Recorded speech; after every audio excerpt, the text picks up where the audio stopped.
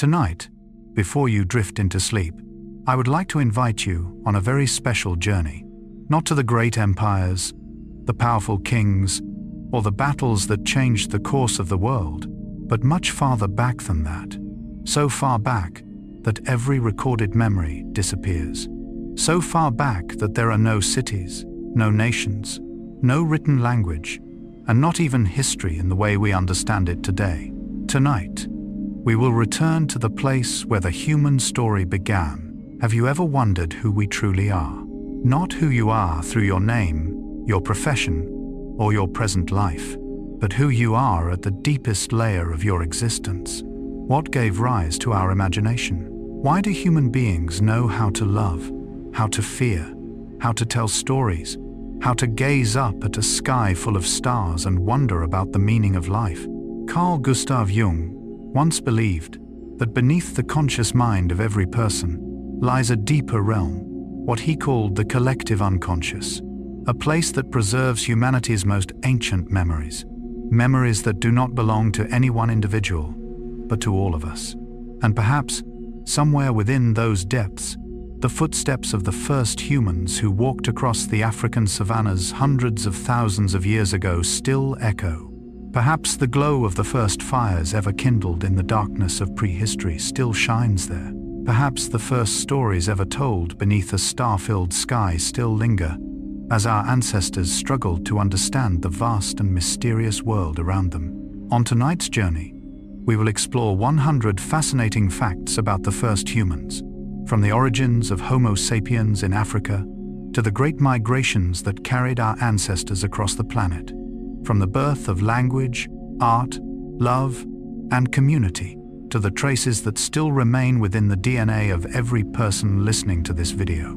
Because this is not simply a story about the past, it is a story about ourselves, about the most ancient parts of us that are still alive within every modern human being. If you enjoy journeys into history, depth psychology, and stories that help the mind gently relax before sleep, please take a moment to subscribe to the channel and join us on future adventures.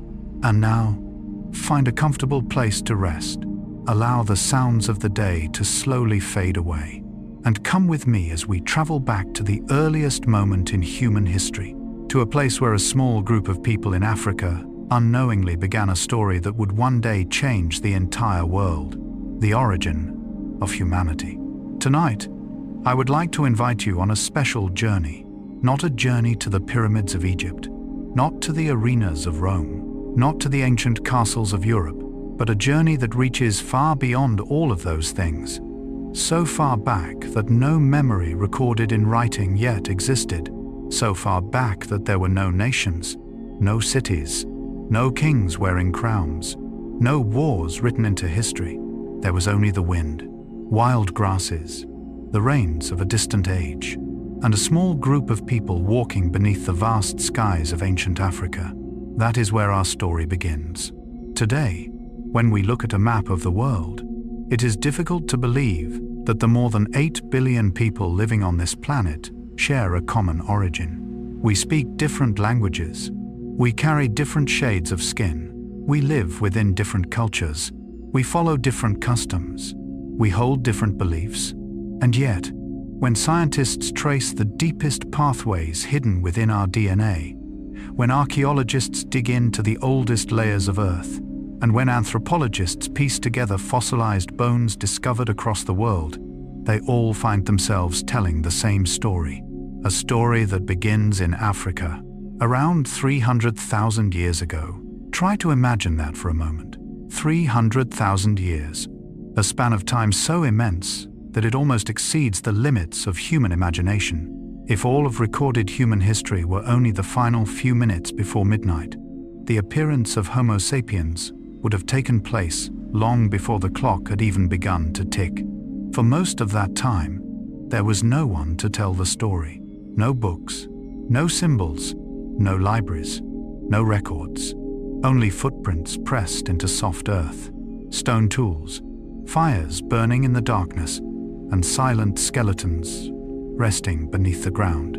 Carl Gustav Jung once suggested that within every human being lies a deeper layer of the mind that he called the collective unconscious, a place where humanity's most ancient images are preserved, ancient memories that belong to no single person, and yet belong to all of us. When we hear stories about the first humans, we sometimes experience a strange feeling, as though we are remembering something from a very distant past, not through reason, but through feeling, as though somewhere within the soul, we still recognize those who lived hundreds of thousands of years ago, perhaps because they are us, or more accurately, because we are their continuation.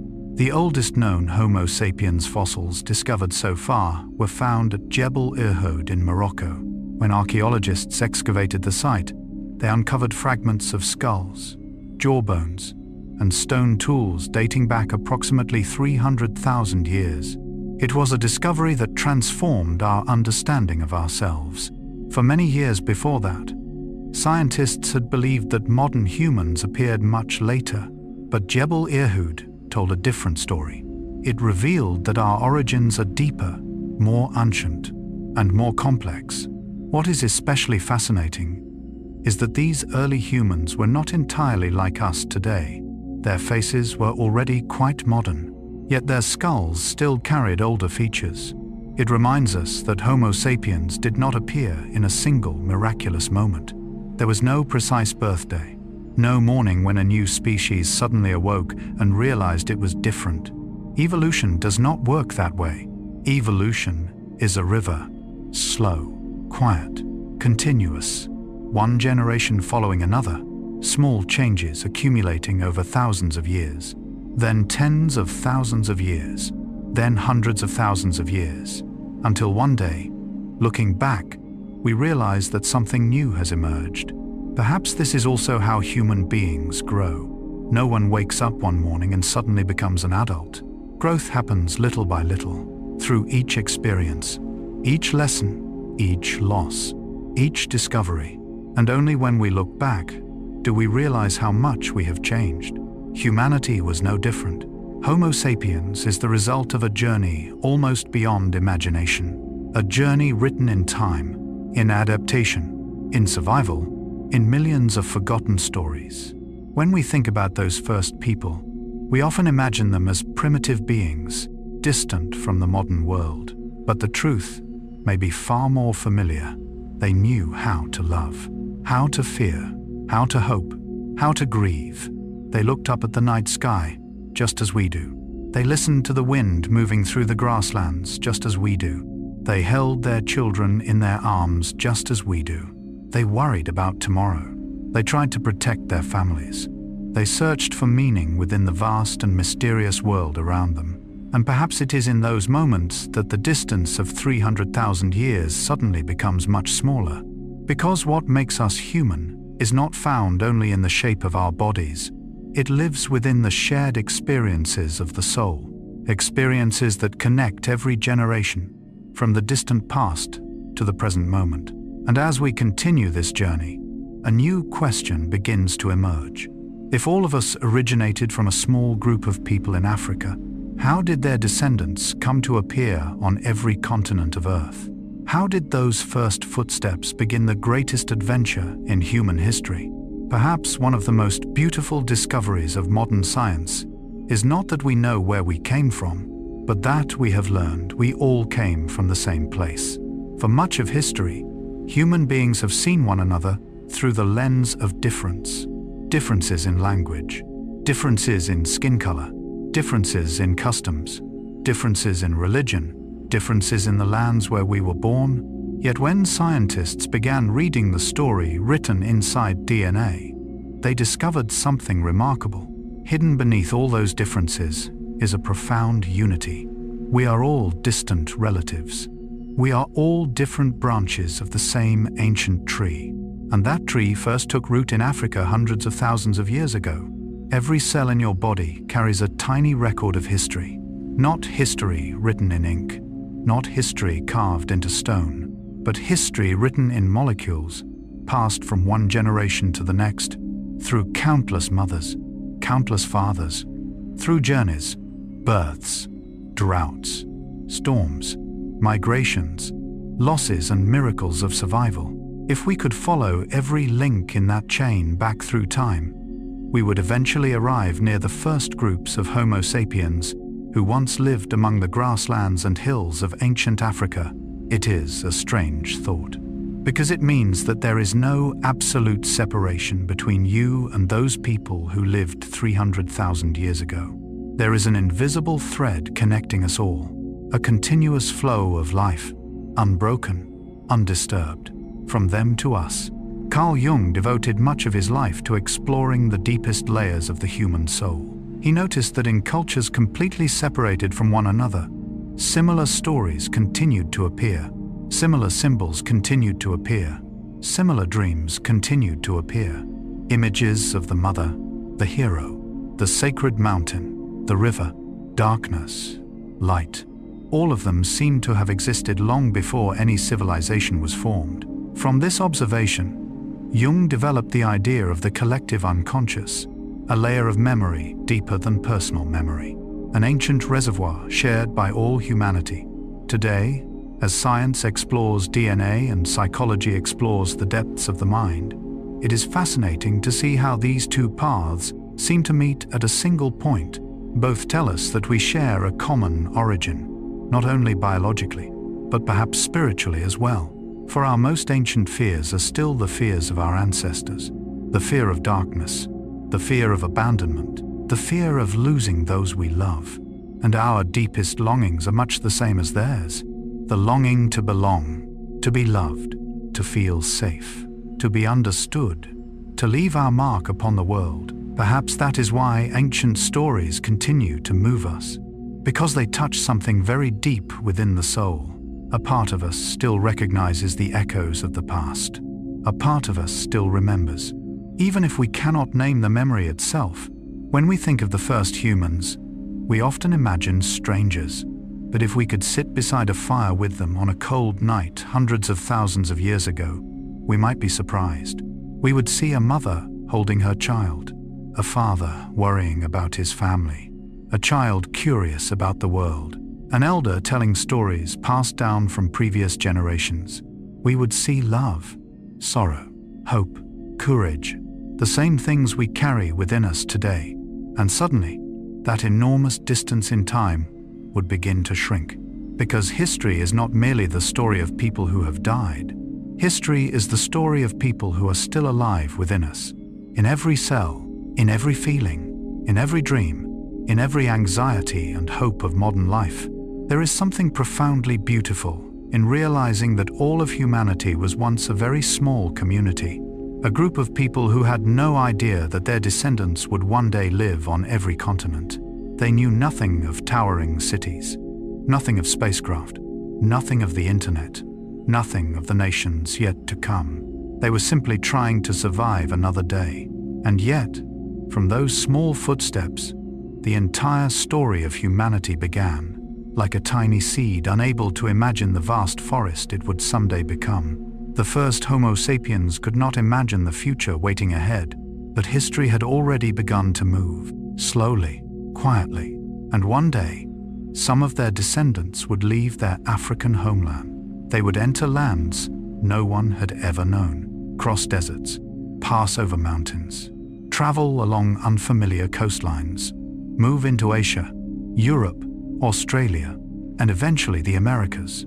It would become the greatest adventure in human history, a journey lasting tens of thousands of years, a journey that would transform a small group of people in Africa into inhabitants of an entire planet. And that is where the next chapter of our story begins. For after humanity appeared, a new question emerged. What made them leave their homeland? What inspired them to step into lands no one had ever seen? What transformed Homo sapiens into the first explorers of Earth? To answer that question, we must step into the next chapter. The chapter of the greatest migration the world has ever witnessed. The great migration of humanity. If the previous chapter was the story of where we were born, then this chapter is the story of the moment we began to walk. Perhaps no journey in history has been greater than this one.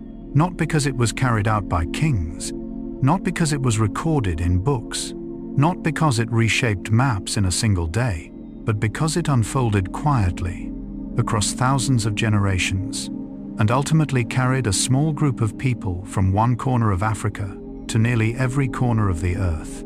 Imagine a morning long ago, so long ago that there were no pyramids, no Great Wall, no city of Rome, no civilization that we would recognize today. A group of people stands upon a vast grassland. Before them lies the horizon. Behind them lies the homeland of their ancestors. And then, for reasons we may never fully understand, they begin to walk. None of them knew that those footsteps would change the history of an entire planet. Perhaps they walked in search of food. Perhaps they followed migrating animals. Perhaps they moved because of drought. Or perhaps they were simply curious. And if there is one quality that appears again and again throughout the human story, it is curiosity. Carl Jung once wrote, "The least of things with a meaning is worth more in life than the greatest of things without it." Perhaps those first footsteps were one of those seemingly small things. At the time, no one recognized their significance. Yet from the perspective of history, they marked the beginning of one of the greatest adventures ever undertaken. Around 60 to 70,000 years ago, groups of Homo sapiens began leaving Africa on a larger scale. It was not a vast migration of thousands, not an expedition, not an organized campaign. It was made up of small groups, families, communities of a few dozen people, children carried in their parents' arms, elders walking slowly behind, hunters carrying stone-tipped spears, mothers carrying hopes of a better place. They did not know they were writing history. They were simply trying to survive. And sometimes, the greatest changes in the world begin with the simplest goals. What is fascinating is that the Earth itself looked very different then. Ice ages continuously reshaped the face of the planet. Massive sheets of ice covered much of the northern hemisphere. Sea levels stood dozens of meters lower than they do today. Regions now hidden beneath the oceans were once dry land. Land bridges appeared and disappeared with the long breathing rhythm of the climate.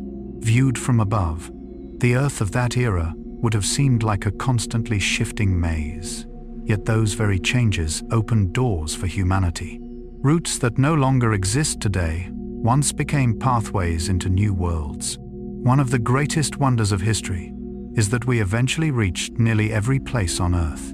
From scorching deserts to tropical forests, from endless grasslands to frozen landscapes of unimaginable severity. Human beings learned to adapt to environments completely different from one another, not because we were the strongest, not because we were the fastest, not because we possessed the sharpest claws, but because we were given a remarkable gift, the ability to learn, the ability to imagine, and the ability to pass knowledge from one generation to the next. Jung believed that human beings do not live by instinct alone. We live through stories, through meaning, through images the mind creates about the future. Perhaps it was this very gift that allowed those first travelers to keep moving forward into lands they had never seen before. They had to believe that something existed beyond that mountain, something beyond that river, something beyond that distant horizon. And that belief carried them farther than almost any other creature on Earth. Across thousands of years, those footsteps spread outward.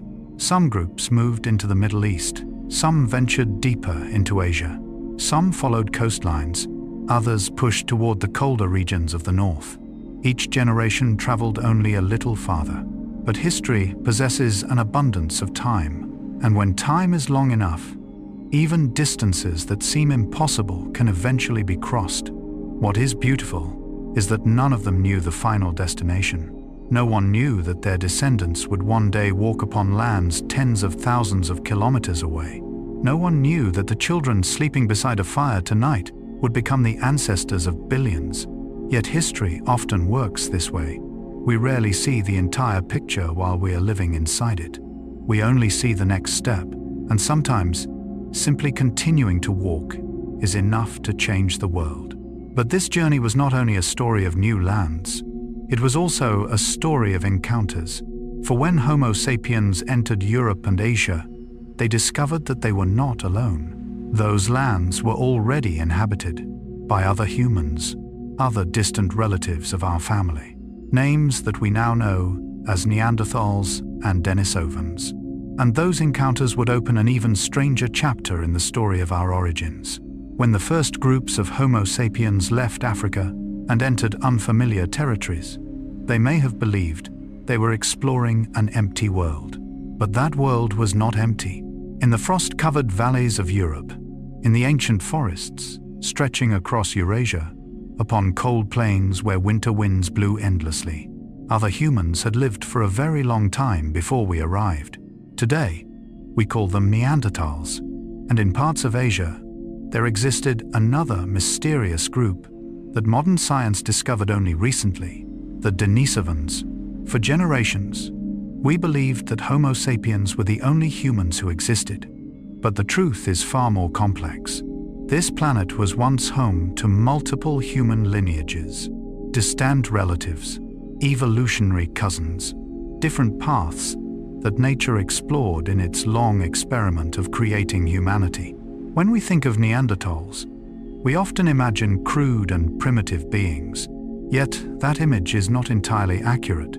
They knew how to hunt, how to care for the sick, how to bury their dead, perhaps how to tell stories, perhaps how to love, perhaps how to suffer, and perhaps, beneath the glow of ancient winter fires, they too gazed at the stars with the same wonder we feel today. That realization makes the story even more moving, because when Homo sapiens met Neanderthals, it was not merely a meeting between two species. It was a meeting between two branches of the same great family, and remarkably, they did not simply meet, they fell in love. For many years, scientists debated whether Homo sapiens completely replaced Neanderthals, but DNA told a different story. Today, most people outside Africa still carry between 1 and 2% Neanderthal DNA, a small percentage, yet one of enormous significance, because it means that somewhere in the distant past, members of these two human lineages lived side by side, shared food, built relationships, had children together, and traces of those encounters still live within every cell of our bodies. The same is true of the Denisovans. Although we know far less about them, DNA reveals that they left their mark upon many modern populations, especially throughout Asia and Oceania. The people of Tibet today carry a genetic variant that helps them thrive in the oxygen-poor environments of the world's highest plateaus. That variant is believed to be a gift inherited from the Denisovans. It is extraordinary to think that humans who disappeared tens of thousands of years ago are still helping their descendants breathe more easily atop the Himalayas. Carl Jung once wrote, "I am not what happened to me. I am what I choose to become." Yet the story of humanity reveals another truth as well.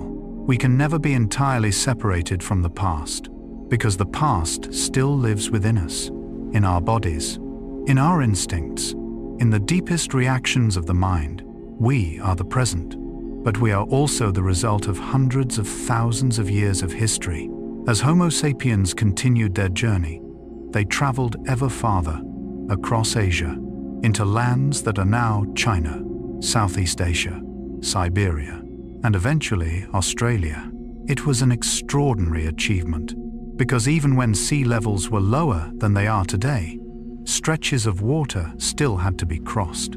This means that tens of thousands of years ago, our ancestors were already using simple boats or rafts. They became humanity's first sailors, without maps, without compasses, without lighthouses, guided only by courage and the desire to explore. And then the journey continued, farther still, toward northeastern Asia. During the Ice Ages, sea levels dropped so dramatically that a vast land bridge emerged between Siberia and Alaska. Today, we call this region Beringia. It was like a secret doorway briefly opened by nature, and our ancestors walked through it. Small groups at a time, families at a time, generation after generation. They did not know they were entering an entirely new continent. They simply kept walking. Yet those footsteps carried humanity into the Americas. From Alaska, they gradually spread southward, across plains, forests, mountain ranges, until they appeared from North America all the way to the southernmost tip of South America, one of the greatest migrations ever accomplished on Earth. Jung often spoke of the archetype of the wanderer, an ancient image that lives within the collective unconscious, the one who leaves home, steps into the unknown, face danger, and returns transformed by deeper understanding. Perhaps no archetype describes Homo sapiens more perfectly. Our entire history is a journey, from Africa to the world, from caves to cities, from chipped stones to spacecraft, from footprints pressed into soft earth to footprints left upon the moon. And yet, it all began with a single action, taking the next step. When we look back upon this great migration, the most astonishing thing is not the distance, it is the persistence. There was no single hero, no single great leader, only countless ordinary generations, fathers, mothers, children, elders, people who never imagined their names would be remembered. Yet they created the modern world. From a single homeland in Africa, humanity spread to nearly every corner of the planet, not through strength, but through adaptability, not through domination, but through perseverance, not through certainty about what lay ahead, but through the courage to keep moving, despite not knowing. And perhaps that remains humanity's lesson even today. For every life is a journey. Each of us is walking a path whose destination we cannot fully see. And like our distant ancestors, sometimes all we need to do is take one more step. In the next chapter, we will explore the first tools, the first fires, and the inventions that transformed those travelers into a species capable of reshaping an entire planet. For the journey of discovering the world was only the beginning. What truly changed history was what human beings learned along the way, the first inventions that changed the world. If the Great Migration was the story of humanity's footsteps, then this chapter is the story of human hands. For before we built cities, before we invented the wheel, before we wrote books, before we reached for the stars, our ancestors learned something simple, yet profoundly important. They learned how to transform the world around them into an extension of themselves. That was the moment when the first technology was born. Today, when we hear the word technology, we often think of computers, phones, the internet, artificial intelligence. But humanity's first technology did not glow. It made no sound. It was not manufactured in a factory. It was simply a stone lifted by the hand of a distant ancestor more than 2 million years ago. A stone shaped to become sharper, stronger, more useful. And from that moment, history began to change. What makes this story remarkable is that stone tools appeared long before Homo sapiens. Our earlier ancestors already knew how to use them. At first, they were simple fragments of rock used for cutting meat, breaking bones, processing plants. But over time, these tools became more refined, sharper, more efficient, and with every small improvement, the chances of survival increased. There is something deeply beautiful about this story, because when we look at the first stone tool, we are not merely looking at an object, we are looking at imagination. Someone looked at an ordinary stone and imagined that it could become something else. That was a miraculous turning point. Carl Jung once wrote, "Your vision will become clear only when you can look into your own heart." Perhaps what makes us human is not merely the ability to see the world as it is, but the ability to see the world as it could become. A branch is not only a branch, it can become a spear. A stone is not only a stone, it can become a tool. An animal hide is not only a hide, it can become clothing. That is the power of imagination, a gift that changed the destiny of our species. But if stone tools were the first invention, fire was perhaps the most important. Imagine the world before fire. Each time the sun disappeared, darkness completely took over.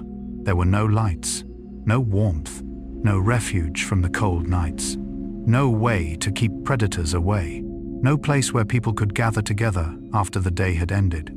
Then one day, our ancestors learned how to preserve fire.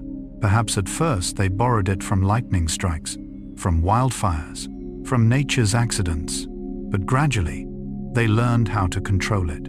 It was one of the most important moments in the entire history of life on Earth. For the first time, a species was not merely adapting to its environment, it was beginning to change the environment itself. Fire brought light, it brought warmth, it brought safety, but more importantly, it brought time. Before fire, life largely ended when the sun went down. After fire, the night became something new, a space for storytelling, for sharing experiences, for passing on knowledge, for building community. If daytime belonged to survival, then nighttime beside the fire may have been where culture was first born. Imagine a night hundreds of thousands of years ago, children sitting around a fire, elders recounting stories of hunts, stories of animals, of distant lands, of ancestors, of the mysteries hidden within the world. No one realized that those moments were laying the foundations for all future civilization. Yet it was there, between the flickering firelight and the surrounding darkness, that the human mind began to expand. Jung believed that some of humanity's oldest symbols emerged from fire. Fire is life. Fire is knowledge. Fire is transformation. Across countless mythologies, fire carries a sacred meaning. Perhaps that is no coincidence, because for our ancestors, fire truly was a miracle, a source of power that allowed human beings to transcend many of their natural limitations. Yet the greatest miracle of fire may not have been its light, nor its warmth, but its effect on food. When the first humans began cooking, a silent revolution took place, a revolution they could never have recognized. And it was that revolution that would transform the body, the brain, and the future of humanity. Perhaps our ancestors never realized that when they placed the first pieces of meat over a flame, they were altering the destiny of an entire species. To them, it was simply a way to make food softer, easier to eat, less dangerous. But from the perspective of history, that simple act launched a biological transformation that would unfold across hundreds of thousands of years. Cooked food is easier to digest. The body requires less energy to process it. More nutrients are absorbed. And gradually, over time, some of that energy was redirected to the most extraordinary organ in the human body, the brain. Today, the human brain consumes roughly 20% of the body's energy, an astonishing figure, especially when we consider that the brain accounts for only a small fraction of our body weight. To sustain such a large brain, our ancestors needed a more reliable and efficient source of energy. Cooked food played an essential role in that process, which means that fire did not merely change what we ate, it changed how we thought, how we imagined, how we remembered, how we planned, and ultimately, it changed the entire course of human history. There is something beautiful about that idea. A small flame burning in the darkness of prehistory eventually helped make possible symphonies, poetry, telescopes, ships crossing vast oceans, and even the stories we are sharing together tonight. Carl Jung once wrote, "Who looks outside, dreams. Who looks inside, awakes." Perhaps a larger brain did not simply help humanity understand the outer world. Perhaps it also helped us begin looking inward, to ask who we are, to reflect on life, death, meaning, and the future. These are questions no tool could ever answer. Yet it was the first tools that helped create a mind capable of asking them. Then, as Earth's climate continued to change, another challenge emerged. The Ice Ages, long periods of bitter cold, lasting thousands of years. Temperatures dropped. Landscapes that were once green became harsh and unforgiving. Cold winds swept across vast plains. For many species, these changes were disasters. But for human beings, they became an invitation. Not because we were immune to the cold, but because we learned how to carry summer with us through clothing. Today, clothing feels so ordinary that we rarely think about it. Yet in the story of evolution, it was a revolutionary invention. A stitched animal hide, a layer of fur wrapped around the body, a simple pair of shoes. These creations allowed human beings to travel into places where an unprotected body could never survive. We did not grow thick fur like bears. We did not possess insulating layers of fat like seals. But we learned how to create our own protection, and that made all the difference. Over time, clothing became increasingly sophisticated. Needles appeared. Methods for preparing hides improved. The first garments were created not only to provide warmth, but to adapt to the environment. Every stitch was a small victory over nature. Every garment was proof that human beings do not merely accept the world as it is, we continuously reshape it. Jung often spoke about the archetype of the creator, the part of the human soul that longs to build, to create, to transform possibility into reality. When we look at prehistoric people crafting tools, controlling fire, or sewing clothing, we can see that archetype emerging very early in our story. It did not begin in factories. It did not begin in universities. It began when someone looked at a problem and asked, how can life become just a little better? And that question changed the world. What is fascinating is that the first technologies were not created to dominate nature. They were created to survive within it. A spear for hunting, a trap for food, a garment against the cold, a fire to keep predators away. The earliest inventions were not born from ambition. They were born from necessity. But then something remarkable happened. Every new tool did more than help humans survive. It freed time, freed energy, freed imagination. When our ancestors no longer had to spend every waking moment battling nature, they gained space for other things, for stories, for art, for memory, for belief, for dreams. And perhaps this is the deepest lesson of this chapter. Stone tools were never merely stones. Fire was never merely fire. Clothing was never merely clothing. They were the first steps on humanity's journey from survival to consciousness, from instinct to creativity, from reacting to the world to shaping it. Looking back from today, it is easy to be overwhelmed by modern achievements, towering cities, satellites orbiting in space, computers more powerful than any machine in history. Yet if we follow every thread of that story back to its beginning, we arrive at a remarkably simple image: a hand picking up a stone, a group of people gathered around a fire, a mother wrapping an animal hide around her child on a cold night. And from those small moments, all of civilization began. But one day, something even more extraordinary happened. Human beings did not simply learn how to make tools. They did not simply learn how to control fire. They did not simply learn how to survive.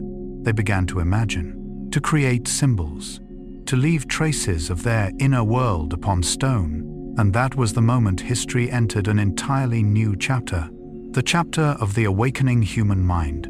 The chapter where the first paintings appeared on cave walls, where the first handprints were left behind for the future, and where human beings began to think in ways remarkably similar to how we think today. The awakening of the human mind. If fire transformed the human body, then perhaps something even more extraordinary happened around 40,000 years ago. An event that left behind no explosion, created no revolution visible to the naked eye, did not alter the landscape of the planet. And yet, it changed forever the inner world of humanity. It was the moment the human mind awakened. For hundreds of thousands of years before that, our ancestors had learned how to hunt, how to survive, how to make tools, how to control fire. But then, one day, they began doing something very different. They began creating things that were not necessary for survival: paintings, engravings, symbols, trace of imagination. And that was the moment humanity crossed an invisible threshold. Imagine a cave deep beneath the earth. Outside lies the frozen world of the Ice Age. Winds sweep across vast grasslands. Herds of mammoths wander beneath silver-gray skies. But deep inside that cave, beneath the flickering light of a torch, a human being kneels before a stone wall. In their hands are red ochre, charcoal, ground minerals. They are not hunting, not making tools, not preparing food. They are painting. Today, we call this cave art. The paintings of Lascaux in France, Altamira in Spain, Chauvet, dating back more than 30,000 years, and many other sites scattered across the world.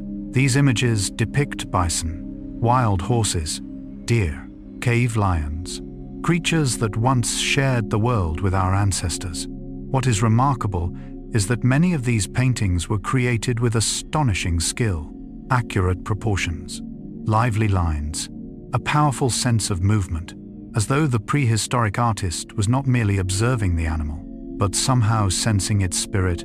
And that is precisely what puzzled scientists for many years. Why would someone living in such a harsh world devote time to painting? Why venture deep into dark and dangerous caves to create art? Why not use that energy for something more practical? Perhaps the answer lies within what makes us human. We do not live by bread alone. We live by meaning. Carl Jung once wrote, "Man cannot stand a meaningless life."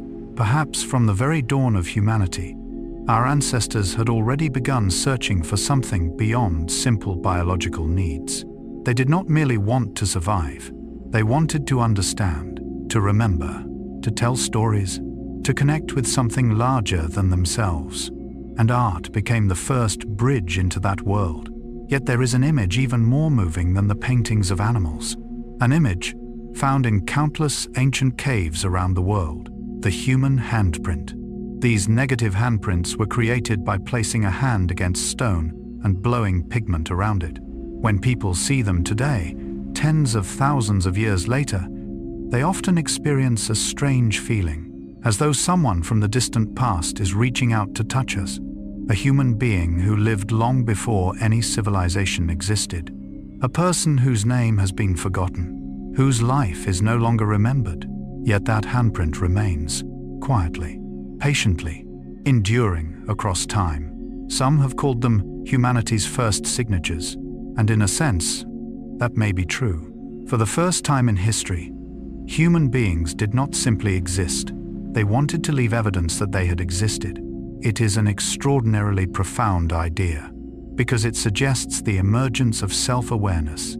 An animal may leave footprints behind, but only a human intentionally leaves a trace of themselves for the future.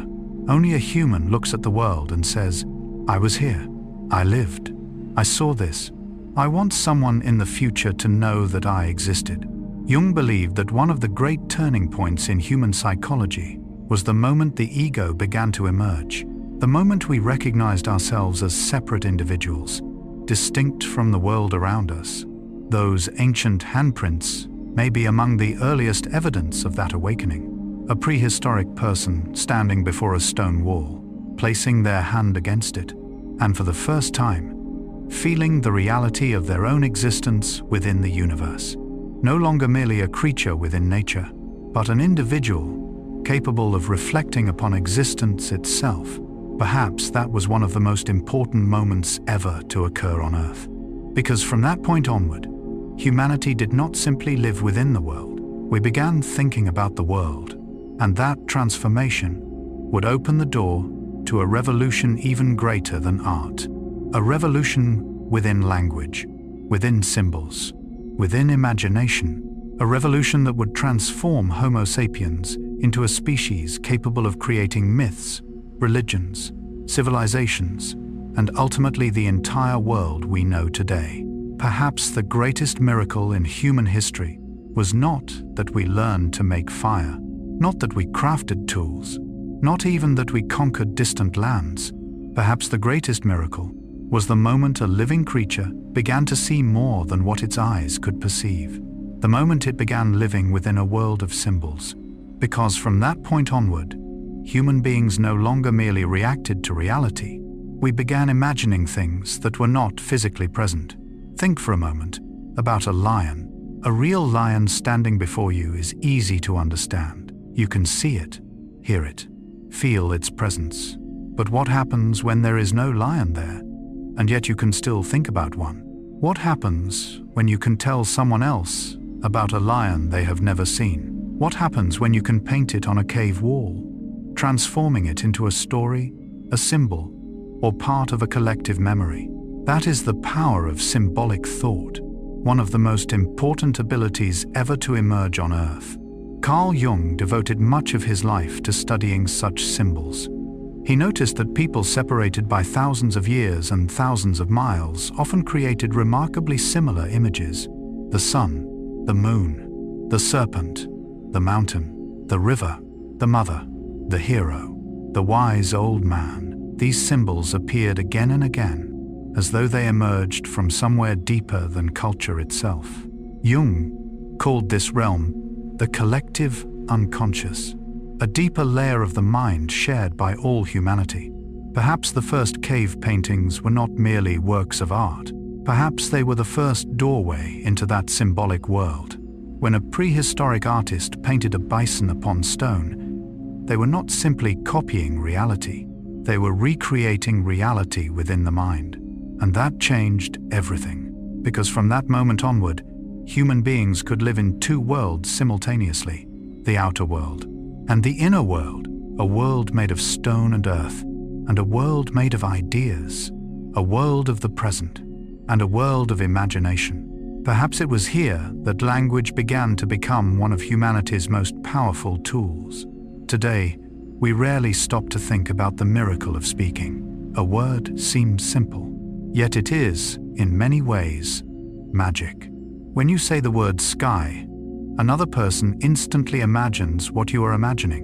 When you tell a story, the images inside your mind can appear within the mind of someone else, without touching them, without looking at the same object, only through sound. This meant that knowledge was no longer confined to a single individual. It could be shared, accumulated, expanded, across generations. One person learned something. They told their children told the next generation.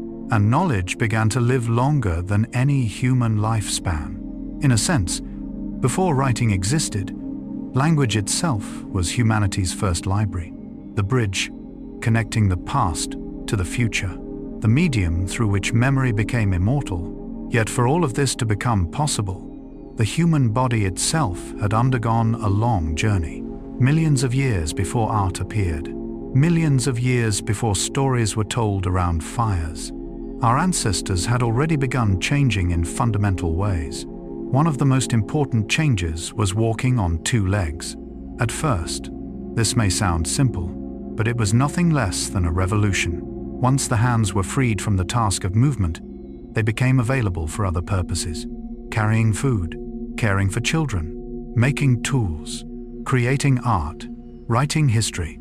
Free hands changed the destiny of humanity, and over time, the brain grew larger as well, not in a single generation, not in 1,000 years, but through millions of years of gradual evolution. A larger brain meant more energy, more neural connections, greater imagination, greater memory.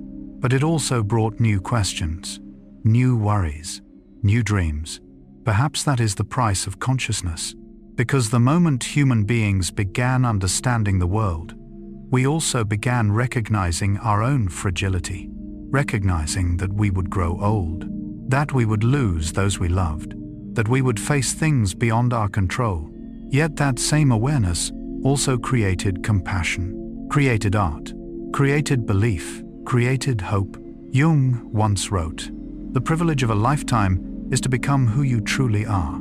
If we step back and view humanity as a whole, perhaps our history is a journey toward that very goal, a long journey of becoming ourselves. From creatures concerned only with survival, to beings capable of reflecting upon existence. From hands gripping stones, to hands painting upon cave walls.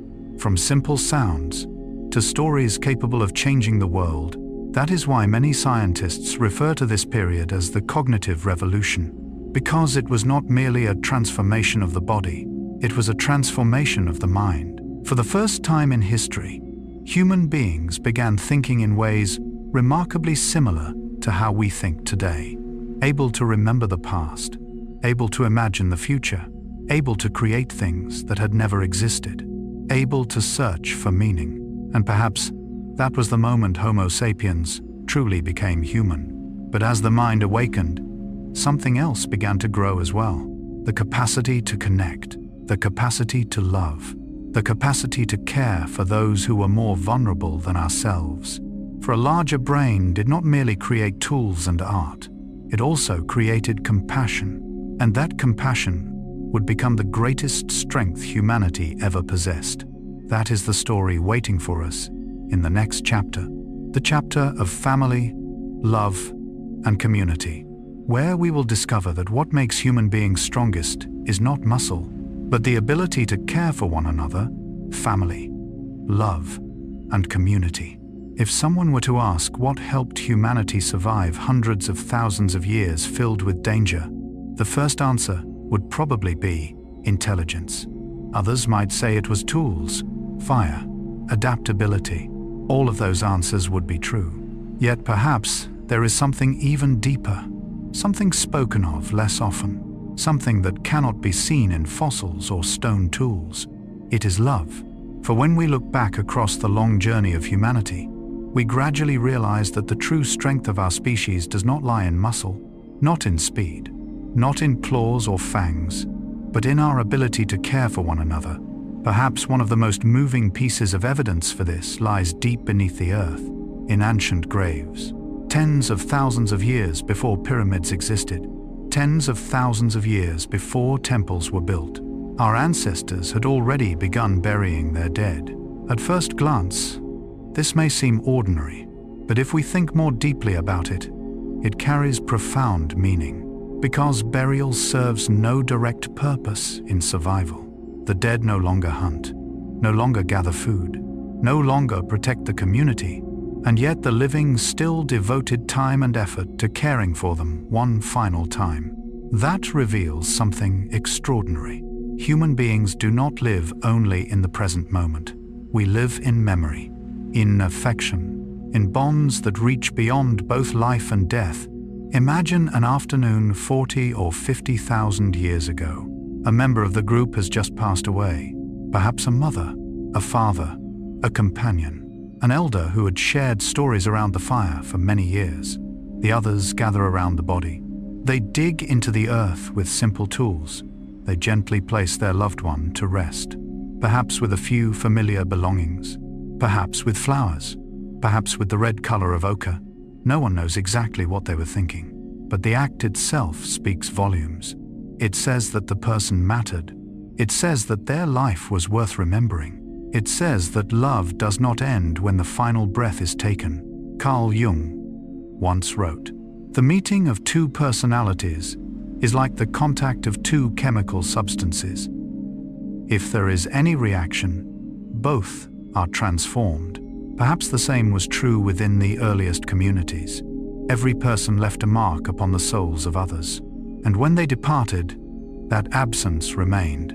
It may have been from such grief that the first rituals emerged, rituals not designed to change the outer world, but to heal the inner one. Archaeologists have also discovered ancient skeletons showing evidence of severe illness or devastating injuries. Yet the individuals survived for many years afterward. This raises a fascinating question.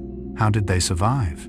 A person with a broken leg in a hunter-gatherer society would have struggled to find food alone. Someone unable to move easily could not keep pace with the group. If they survived for years, there is only one explanation. Someone cared for them, someone shared food, someone helped them endure. It may seem like a small detail within the archaeological record, yet it is a very large detail in the story of humanity, because it reveals that compassion is not a product of modern civilization. It existed long before cities, before laws, before organized religion. It existed within small groups of people, living amid a harsh and unforgiving world. Jung believed that ancient psychological archetypes live within every human being.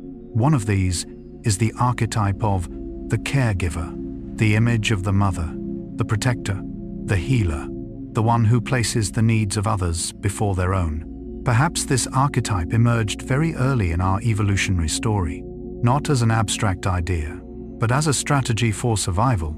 Communities that cared for their vulnerable members often had a greater chance of enduring. Yet over time, what began as a survival strategy became part of human nature itself, part of what makes us unique. When we look at the natural world, we see countless animals stronger than human beings, faster, more aggressive, more physically powerful. But very few species care for weak individuals for years the way humans do. Very few are willing to sacrifice personal advantage for the well-being of the group to such an extent. It is an invisible strength. Yet sometimes invisible strengths shape history far more than physical power ever could. Then, as human children entered the world, communities faced another challenge. Because our children are different, they are more vulnerable, more dependent, and require many years to mature. At first glance, this might seem like a disadvantage, but in truth, it became one of the greatest secrets behind humanity's success. Consider a newborn foal. Within only a few hours, it can stand, walk, keep up with the herd. Many animals develop in a similar way.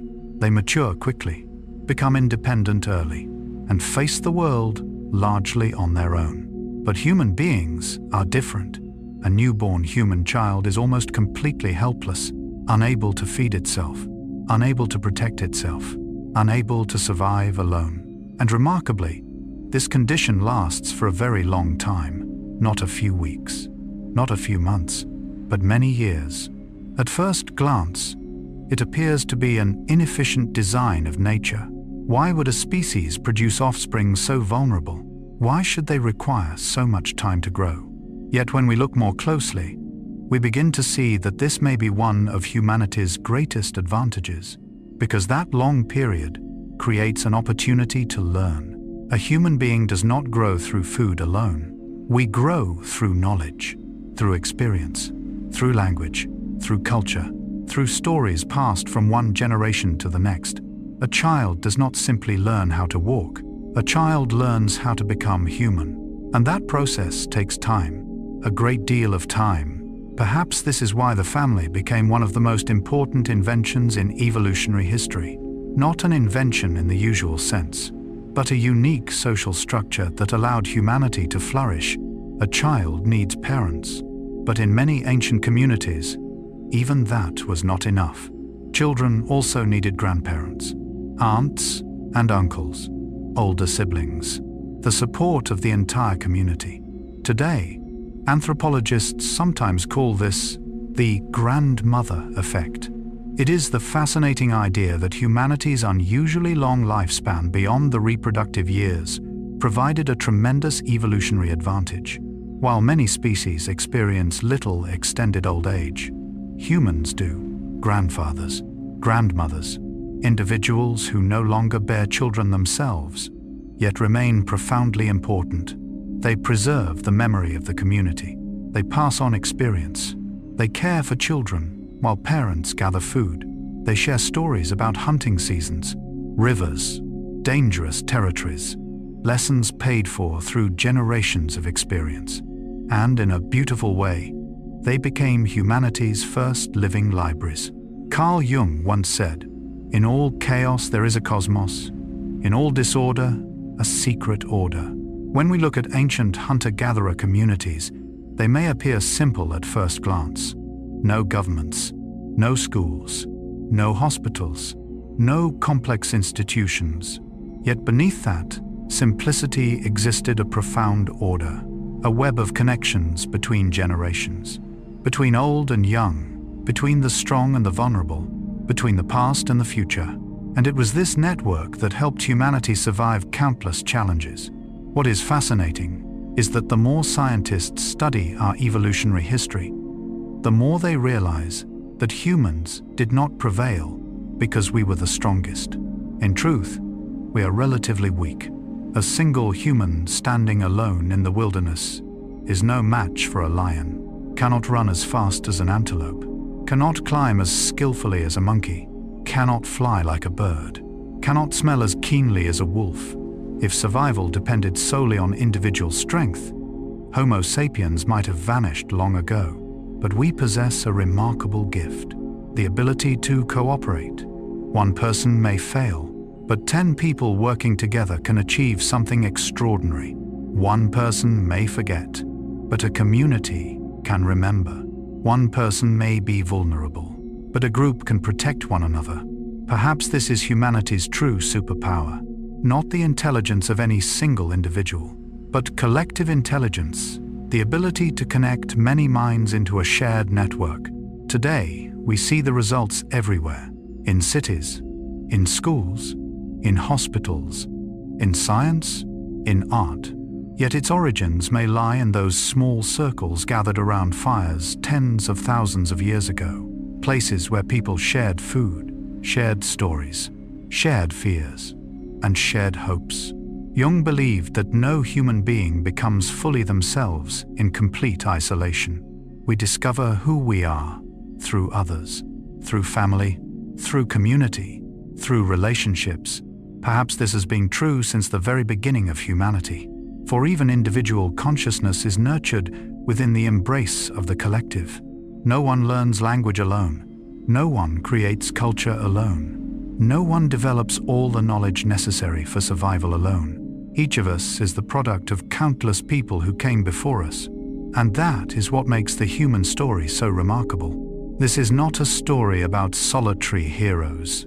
It is a story of cooperation, of hands helping one another, of generations lifting one another up, of small communities surviving the coldest winters in history together. Looking back, we begin to understand that what made Homo sapiens the dominant species on Earth was not muscle, not speed, not brute strength, but the ability to love, the ability to empathize, the ability to care for the elderly, to protect children, to help the sick, and to cooperate in creating something greater than any individual could achieve alone. It is an ancient lesson, yet one that remains as relevant today as it was then. For no matter how advanced our technology becomes, the deepest part of our soul is still the part that was shaped around prehistoric fires, the part that knows how to love, how to bond, how to seek belonging. And from those first communities,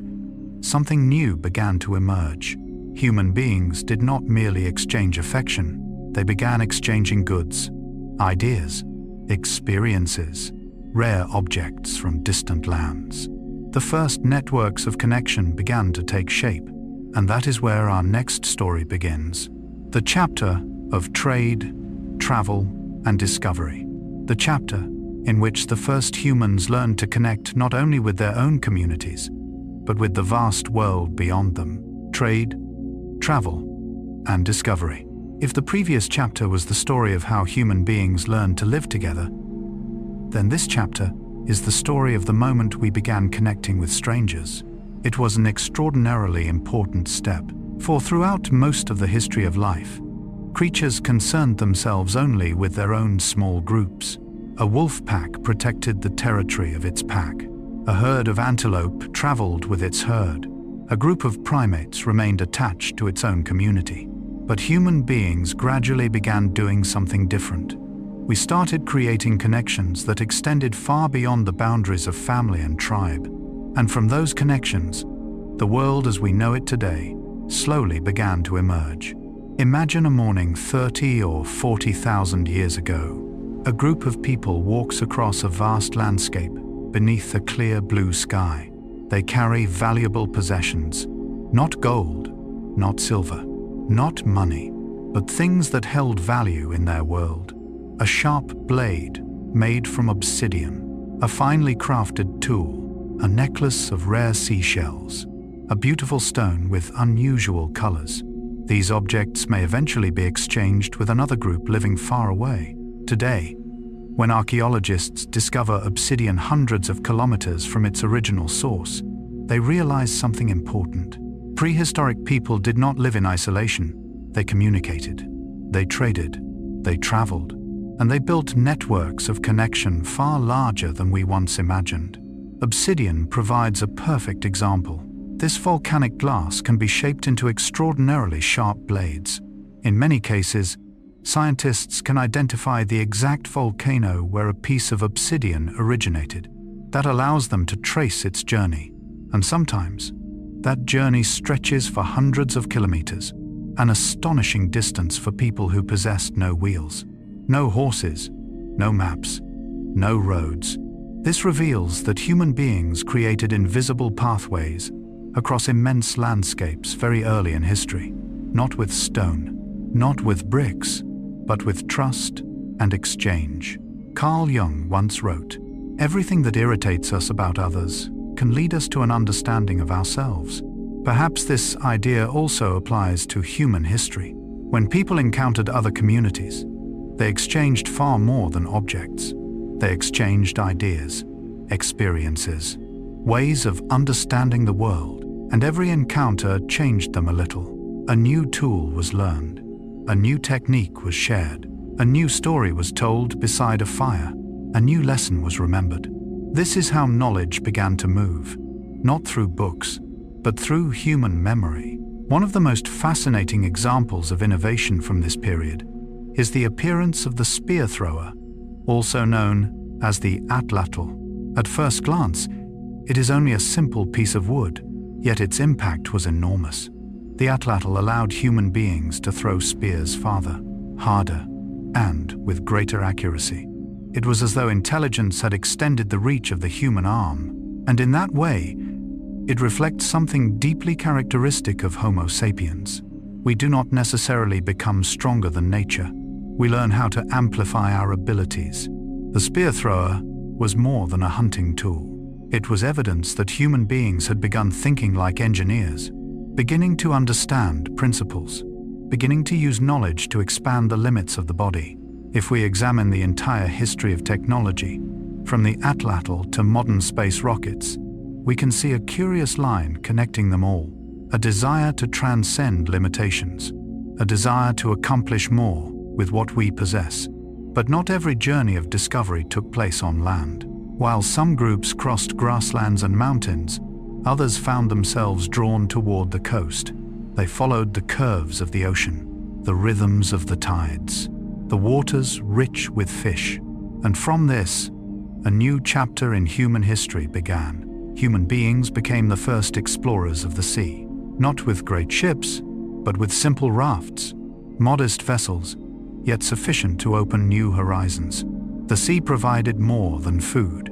It provided pathways, roads not paved with stone, yet capable of leading to entirely new worlds. And when our ancestors looked toward the horizon where ocean met sky, they may have felt the same thing we feel today: curiosity, the urge to explore, the attraction of the unknown. It is a very ancient feeling, perhaps as ancient as humanity itself, and it is that feeling that will continue guiding us through the next part of our story, the chapter in which trade routes of shells and precious stones emerge, the chapter in which people learn to draw resources from the sea, the chapter in which the first wild grains are gathered, and the chapter in which the world's earliest networks of connection begin to take shape. There is something fascinating about the small objects discovered at ancient archaeological sites. A seashell buried deep inland, a precious stone found hundreds of kilometers from its source, a piece of jewelry crafted from material unavailable in the local region. At first glance, they appear ordinary, yet to archaeologists, they are like letters sent from the distant past. Letters telling us that our ancestors did not live in closed worlds. They connected with one another. They exchanged ideas. They built networks far larger than we once imagined. Imagine a seashell, discovered in a mountain region, hundreds of kilometers from the sea. How did it arrive there? Perhaps it was traded from one group to another, from generation to generation, passing through countless hands, crossing mountains, rivers, grasslands, before finally becoming an ornament worn by someone who had never seen the ocean. This means that tens of thousands of years ago, human beings had already begun building what we would now call social networks, not on screens, not through the internet, but through direct encounters, long journeys, promises, relationships maintained across time. Carl Jung once wrote, "The creation of something new is not accomplished by the intellect, but by the play instinct." Perhaps it was that creative instinct that continually encouraged human beings to expand their world, first through the exchange of objects, then through the exchange of ideas, then through the exchange of skills. Every encounter made the world a little larger and made human beings a little richer. Yet land was not the only place where new pathways emerged. The sea offered its own opportunities. Across many generations, coastal communities gradually discovered that the ocean was not merely a boundary, it was a source of life. The coastal waters were rich with fish. The tidal flats contained countless shellfish.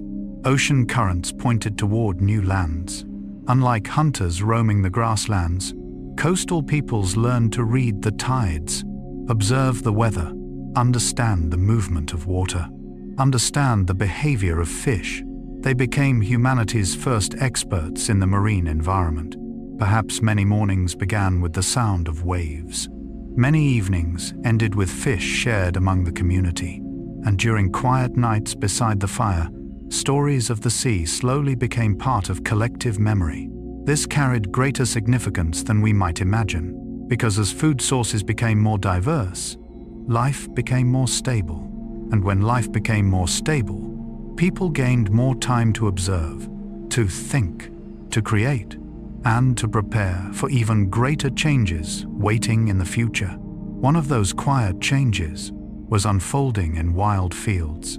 While hunting remained important, many communities began paying closer attention to naturally growing plants, grass seeds, wild grains, seasonal food sources that could be gathered and stored. At first, these foods represented only a small portion of the diet, but over time, people began understanding plant cycles more deeply. They learned where certain plants grew best, which seasons produced the greatest harvests, how to preserve seeds for longer periods. This was not yet agriculture, but it was the first step toward agriculture, a step that would eventually transform the entire course of human history. What is especially remarkable is that none of these advances emerged from a single genius. No one person invented trade. No one person invented exchange. No one person invented exploration. All of it was the result of countless ordinary people. People who were just a little more curious, a little more courageous, a little more willing to travel farther. Jung often spoke of the archetype of the wanderer, the image of a person who always feels that something is waiting beyond the horizon, a part of the soul that is never entirely satisfied with what is already known, always seeking, always learning, always moving forward. Perhaps that archetype has accompanied Homo sapiens from the very beginning. It led us out of Africa, across frozen plains, over oceans, into places no one from our communities had ever seen before. And even today, it remains alive in explorers, scientists, artists, and in all those who continue searching for something new. Looking back at this period, we begin to understand that our ancestors were not merely hunters. They were not simply surviving from one day to the next. They were connectors, traders, learners, people who built invisible bridges between communities, from pieces of obsidian, from seashells, from journeys along the coast, from wild grains. A vast network slowly began to emerge, humanity's first great network, and it was this network that prepared the way for the next major leap forward. For as people became increasingly connected, they also became better at creating tools, better at improving techniques, better at transforming nature into an ally. A quiet technological revolution was approaching, not a revolution of machines, but a revolution of rope, needles, adhesives, and simple inventions that transformed everyday life. That is the story waiting for us in the next chapter, the chapter of humanity's first engineers, the people who began turning imagination into technology, the prehistoric technological revolution. When we hear the phrase technological revolution, We often think of enormous machines, factories, computer chips, satellites orbiting the Earth, or devices capable of connecting billions of people within seconds. But tonight, I invite you to journey back to an age when technology had a very different form. There was no electricity, no metal, no wheel, no writing, only stone, wood, animal bones, plant fibers, and the imagination of human beings. Yet it was within that simple world that humanity's first technological revolution unfolded, a revolution that was slow, quiet, yet so profound that it laid the foundation for every invention that would follow. For from that moment onward, human beings no longer merely adapted to nature, they began learning how to redesign nature to serve their lives. Perhaps one of the most beautiful examples is the processing of plants using grinding stones.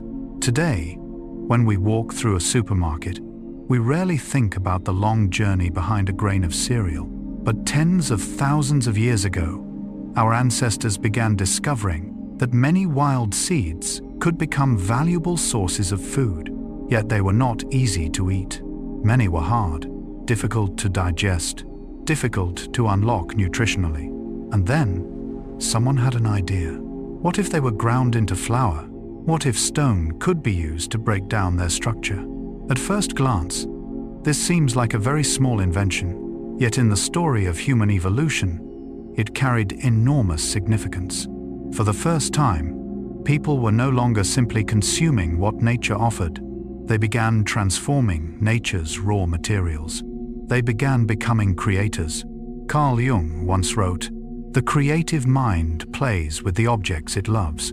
Perhaps this is exactly what happened with our ancestors. They observed the world, touched it, experimented with it, and from that curiosity, new ideas gradually emerged. A stone was no longer merely a stone, it could become a grinding tool.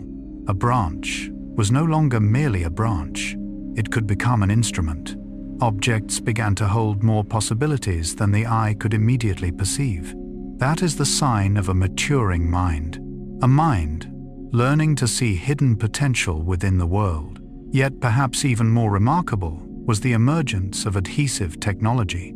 It sounds ordinary, perhaps even dull, but viewed through the lens of history, it was a stroke of genius.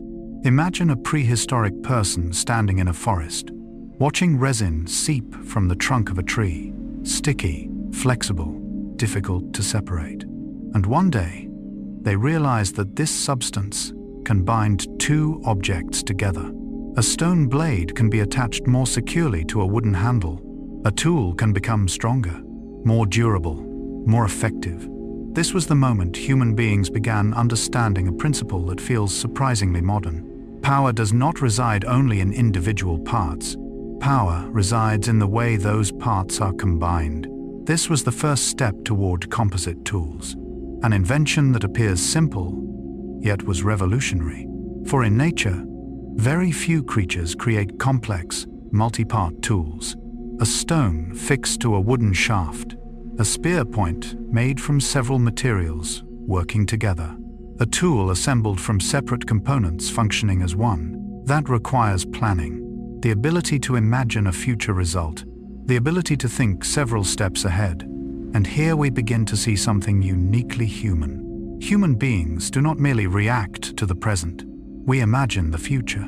A composite tool exists first in the mind, as an idea, an image, a possibility. Only afterward does it become reality. In a sense, every technology humanity has ever created follows this pattern. From the first stone axe to the modern spacecraft, everything is born twice. Once in imagination, and once in the physical world. Jung believed that imagination is not an escape from reality. It is a bridge between what exists and what could exist. Perhaps our ancestors understood this instinctively. Every new tool did more than solve a problem. It opened a new way of seeing the world. A new belief that nature was not merely something to endure. Nature could also become a partner, a source of inspiration, a material for creation. And from that belief, a cascade of innovations began to emerge. Rope, Nets, traps, technologies that may seem small, yet dramatically expanded human capability. If there is one prehistoric invention that modern people often underestimate, it is probably rope. It is not dramatic. It does not inspire awe like fire. It is not as sharp as a stone blade. It leaves behind no monumental traces like stone structures, and yet rope changed the world. Imagine life without anything capable of binding objects together. No way to connect separate pieces. No way to pull, secure, transport, or fasten. Many things we take for granted today would be impossible. Then, at some distant moment in the past, our ancestors began twisting plant fibers together. Perhaps grasses, perhaps strips of bark, perhaps animal sinew. Individually, these fibers were weak, but combined, they became many times stronger. It is a fascinating lesson, because nature itself was teaching humanity a profound principle. What is fragile alone can become powerful when connected. Perhaps that is also the story of humanity itself. From rope came new possibilities. Fishing nets appeared. Animal traps emerged. Heavier objects could be transported. Simple structures could be constructed. A humble invention dramatically expanded the range of human action. Carl Jung once wrote, "Small things with great love." Although this phrase is more commonly associated with other thinkers, the spirit within Jung's work often reminds us that profound transformations frequently begin with subtle movements deep within the psyche. The history of prehistoric technology reflects this truth.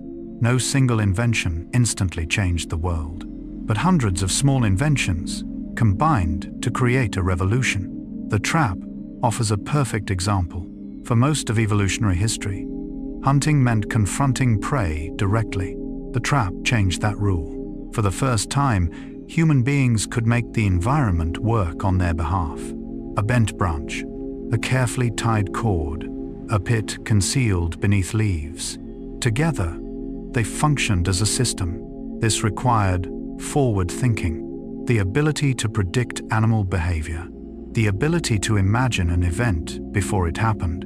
In a sense, the trap was a form of engineering, a primitive form of programming. Human beings created conditions today for an outcome tomorrow. That represented a significant advance in thought. Yet perhaps one of the most touching inventions of this era was even smaller, the sewing needle. Today, a needle may sit quietly in a sewing box without attracting attention, but tens of thousands of years ago, it was a breakthrough technology. Archaeologists have discovered needles made from animal bone dating back many thousands of years. They are small, elegant, and crafted with astonishing precision. This reveals that the people who made them were not only skilled, they were patient, meticulous, and capable of detailed thought. The sewing needle transformed clothing from simple animal hides wrapped around the body. Garments became more fitted, more enclosed, warmer, more effective, and that carried life-saving importance during the Ice Ages. If fire allowed human beings to resist the cold within a small circle around a campfire, clothing allowed them to carry warmth wherever they traveled. It opened new lands, new frozen regions, new horizons. One might even say that a tiny needle helped humanity conquer places where survival once seemed impossible. And then, alongside clothing, another idea gradually emerged. What if we could create better shelters? For hundreds of thousands of years, caves had served as natural homes for many communities. But caves did not exist everywhere. People needed another solution, and so artificial shelters slowly appeared. At first, they were very simple. A wooden frame, animal hides, a roof made of branches. But over time, they became more sophisticated, more secure, warmer, safer. What is fascinating is that a home protects more than the body. It transforms the mind. For the first time, human beings possessed a distinct space within the vastness of nature, a place to rest, to raise children, to tell stories, to preserve memories, a place not merely to live, but to belong. Jung was particularly interested in the symbol of the house within psychology. In many dreams, a house represents the human soul itself. Different rooms symbolize different parts of the self. This is a fascinating idea, because even in prehistory, the construction of shelters may have been one of humanity's first steps toward building an inner world. People were not only creating physical space, they were creating a sense of safety, a sense of stability, a center for community life. Looking back across this entire chapter, we realize something profound. Humanity's earliest technologies were not designed to conquer the world. They were designed to understand it, to cooperate with it, and to use nature's laws more intelligently. Human beings learned from plants to create rope, learned from tree resin to make adhesives, learned from animal bone to craft needles, learned from the environment to build shelters. In a sense, we were not nature's first rulers. We were nature's first students. And through those lessons, Homo sapiens gradually became the first engineers of the natural world. People capable of seeing hidden potential within their surroundings and transforming it into reality. Yet, as technology continued to improve, another door began to open. Places that once seemed impossibly distant became reachable. Regions once too harsh to inhabit became livable. And a new chapter in the human story was about to begin. A chapter of great journeys, of land bridges, of deserts that were once green, and of restless footsteps carrying humanity to the farthest edges of the world. That is the story of conquering distant lands. Conquering distant lands. If we had to choose a single word to describe the history of humanity, it might not be war, not agriculture, not civilization, but journey. For from the very first days on the African savannas, human beings seem to have carried within them a strange longing, an invisible call coming from beyond the horizon, a feeling that something remained undiscovered on the far side of the next hill, that beyond the river lay a land yet unnamed, and that at the edge of the sky, another world was waiting. Perhaps it was that call that kept our ancestors moving, generation after generation, century after century, a journey so long that none of them could ever see its ending. Yet those small footsteps wrote one of the most extraordinary stories in human history. Today, when we look at a world map, it is easy to forget that there was once a time when every continent was mysterious, without names, without borders, without nations. There were only mountains, rivers, ice, forests, and vast spaces unknown to anyone. And yet, somehow, Homo sapiens found their way to nearly every corner of the planet. That alone is astonishing, for our ancestors possessed no compass, no maps, no satellites, no formal geography. They carried only memory, experience, the stars above them, and the belief that something worthwhile still waited ahead. Carl Jung once wrote, "The journey of 1,000 miles begins beneath one's feet."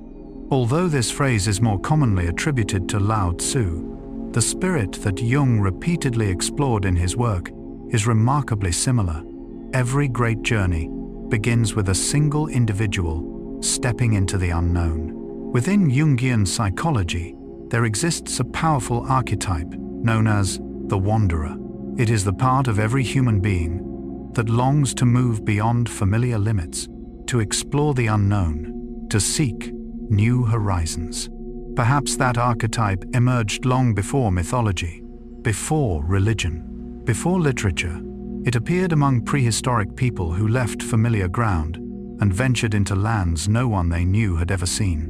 And in doing so, they changed the world. One of the most remarkable examples is the journey into the Americas. Today, we know that the Americas were among the last great regions of the Earth reached by human beings. But how did they arrive there? The answer lies within one of climate's hidden secrets. During the Ice Ages, vast amounts of the planet's water became locked inside enormous glaciers. Massive sheets of ice spread across much of the northern hemisphere, and as water was trapped in ice, sea levels dropped dramatically. This exposed lands that today lie beneath the ocean. Land bridges emerged. Hidden pathways opened. One of these pathways was Beringia, a vast region that once connected Siberia and Alaska. Today, the cold waters of the Bering Strait separate them. But tens of thousands of years ago, that area was an immense grassland, rich with vegetation, rich with animals, rich with opportunities for survival. Perhaps the first people who entered Beringia had no idea they were approaching an entirely new continent. They carried no concept of Asia or America. They simply followed migrating animals, the changing seasons, food, hope, and step by step, they traveled farther, and farther still, until their descendants spread across North America, into Central America, and eventually all the way to South America. This was not an expedition, not a carefully planned campaign, but thousands of years of continuous movement. What makes this story so moving is that none of those people knew they were making history.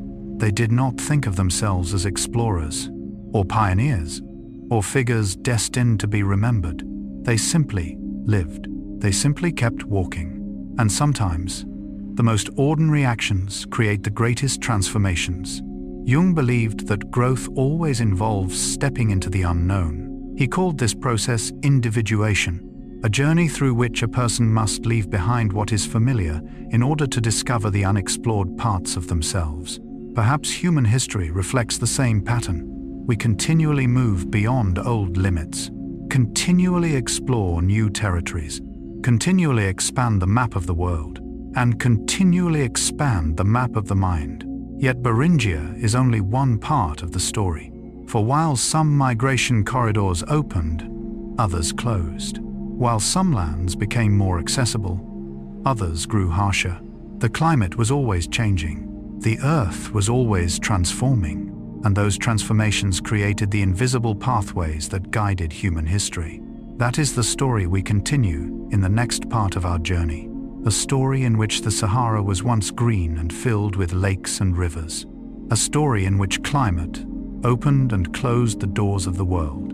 And a story that reveals how the history of humanity is, in many ways, the history of journeys that never truly end. When we look at the Sahara Desert today, it is difficult to imagine that it was once among the greenest regions on Earth.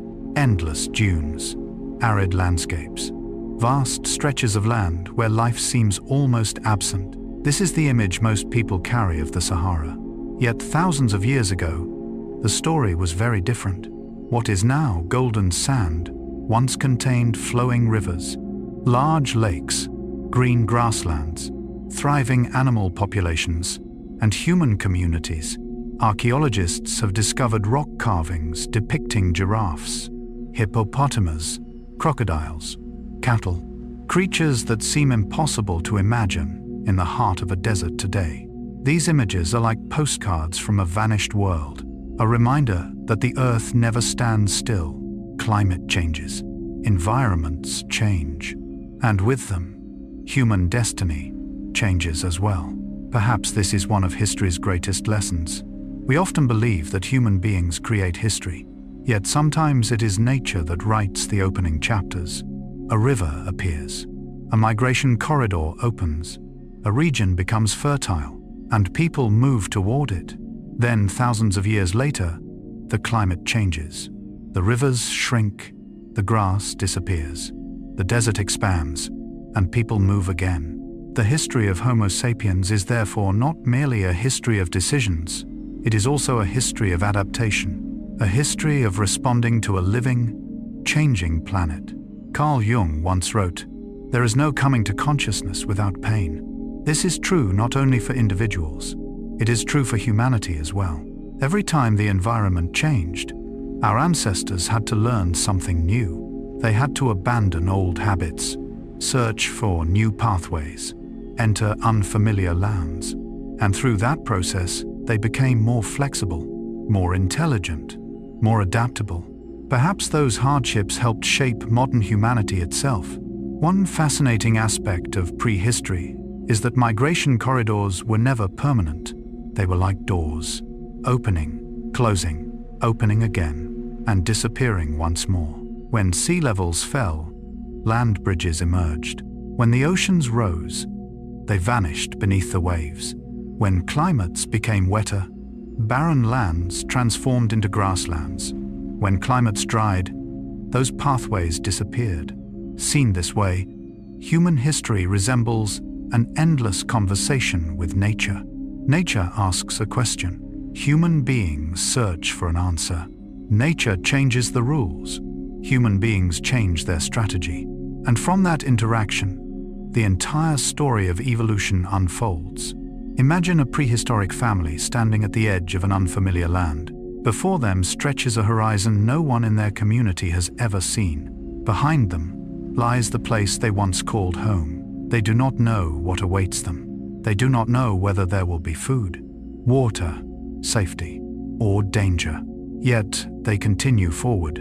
There is something deeply moving about that image, because it reflects a profound truth about humanity. We have always been creatures of the journey, not only geographically, but psychologically. Jung believed that every human life is a voyage of self-discovery, a movement from the known toward the unknown, from the outer layers of identity toward deeper levels of the self. And in a sense, the history of humanity follows the same pattern. Every newly discovered land expanded more than the map of the world. It expanded the map of the mind. Every migration altered more than where people lived. It changed how they thought, how they understood themselves, how they understood the world. Perhaps that is why the figure of the wanderer appears in nearly every culture. The hero who leaves home, the seeker of truth, the traveler who faces trials, the one who enters the unknown. For at the deepest level, all of us are descendants of people who once did exactly that. Within our DNA remains the memory of journeys.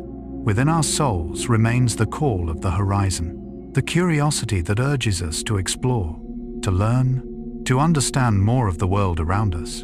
And perhaps that is what allowed Homo sapiens to travel farther than any other human species. Not because we were the strongest, not because we were the most aggressive, but because we never stopped moving forward. When we look back across hundreds of thousands of years, we begin to realize that the story of humanity is ultimately the story of footsteps. Footsteps crossing the grasslands of Africa. Footsteps following the coastlines of Asia. Footsteps moving across Beringia. Footsteps entering the Americas. Footsteps crossing green Saharan landscapes and witnessing them become deserts. Each step was small, yet together they carried humanity to nearly every corner of the earth. It is an astonishing achievement. But those journeys did more than bring people to new lands. They also brought them into new worlds. Worlds where giant creatures roamed the plains. Worlds that seem almost mythical today. Worlds that now survive only in fossils and imagination. And that is where our next chapter begins. The chapter of mammoths, giant ground sloths, and the colossal creatures that once shared the earth with our ancestors. A world both wondrous and mysterious. A world that human beings once called home. The world of giant creatures. If we could travel back tens of thousands of years and stand upon the vast plains of the Ice Age, perhaps the first thing that would astonish us would not be human beings, but giant creatures, enormous shadows moving beneath the cold sky, footsteps that shook the earth, long curved tusks, reflecting the pale light of a winter sun. A world that today seems to exist only in fairy tales or fantasy films. Yet for our ancestors, it was everyday reality. They did not live in a world like ours. They lived in a world filled with creatures that no longer exist. Herds of woolly mammoths wandering across frozen grasslands, massive woolly rhinoceroses, giant ground sloths as tall as small houses, great elk with antlers so immense that modern people would struggle to believe their size, vast herds of bison stretching all the way to the horizon. And in many parts of the planet, humans were merely one of countless creatures struggling to survive. What is fascinating is that when we think of prehistory, we often imagine human beings as the central characters. But in truth, for most of our history, Homo sapiens were simply small creatures, living within a world far greater than themselves. A child standing beside a mammoth would likely feel much as a child today feels when standing before a towering skyscraper.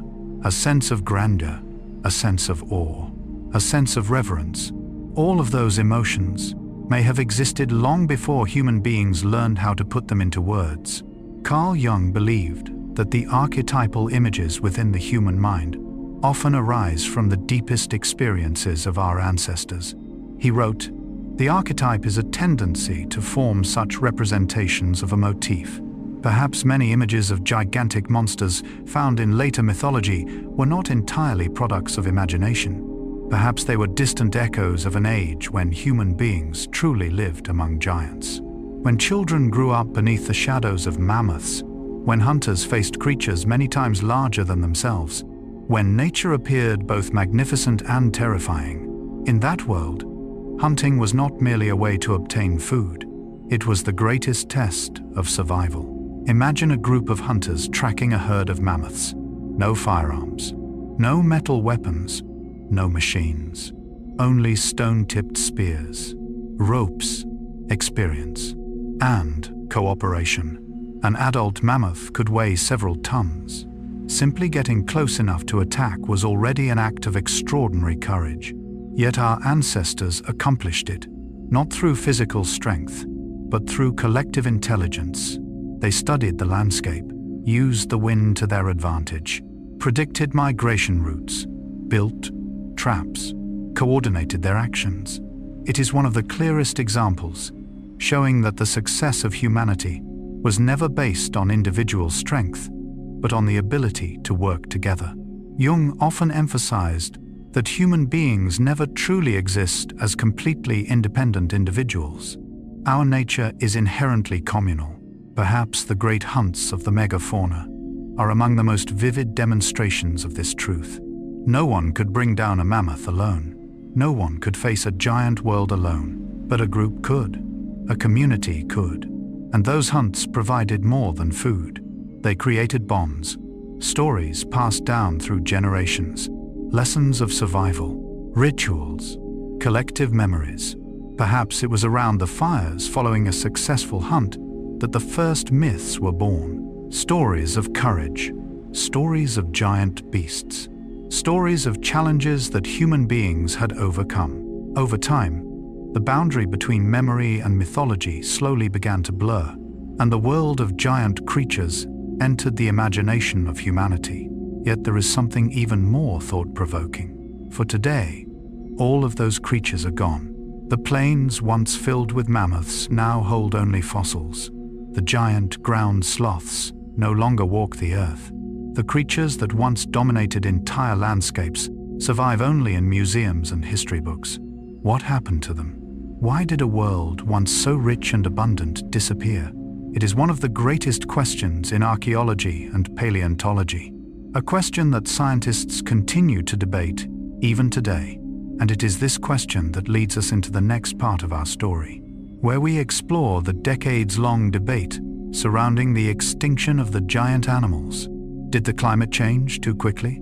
Did human beings unintentionally contribute to the disappearance of that extraordinary world? Or does the truth lie somewhere between those two explanations? Today, when scientists stand before the enormous skeleton of a mammoth or examine the fossils of creatures that once ruled the ancient plains, they often find themselves drawn into a question that is both simple and mysterious. What happened to them? How did animals that had survived for hundreds of thousands, even millions of years, vanish within a relatively short period after human beings arrived in many regions of the world? It is a question that has never received a completely certain answer, and perhaps that uncertainty is what makes it so fascinating. For decades, researchers have proposed two major explanations. The first looks toward the sky, toward climate, toward the immense environmental changes that occurred at the end of the Ice Age. The second turns toward humanity itself, toward stone-tipped spears, cooperative hunting, and the spread of Homo sapiens across the globe. Perhaps the truth lies somewhere between these two stories. As the Ice Age gradually came to an end, the world began to change. Massive glaciers melted, temperatures rose, ecosystems transformed. The vast grasslands upon which mammoths depended began to shrink. Many plant species disappeared from familiar regions. Food sources changed. Ancient migration routes were disrupted. Imagine being a creature adapted to a frozen world for tens of thousands of years. Then, within only a few generations, the environment around you begins to transform. What was once familiar becomes unfamiliar. What was once stable becomes uncertain. This was the challenge faced by many megafauna species. But another factor also appeared: human beings. No longer scattered groups struggling to survive, but a species becoming increasingly intelligent, increasingly cooperative, increasingly adaptable, and increasingly widespread. Hunting was no longer merely a series of isolated events. It became a collective strategy. Groups of hunters learned to coordinate, to plan, to use the landscape, to pass knowledge from one generation to the next. That is what made Homo sapiens unique. We were not the strongest, but we learned the fastest. Carl Jung once wrote, "Knowledge rests not upon truth alone, but upon error also." Perhaps the history of humanity reflects this truth as well. Our ancestors did not know that their actions might affect entire ecosystems. They had no concept of biodiversity, no understanding of mass extinction. They were simply trying to survive.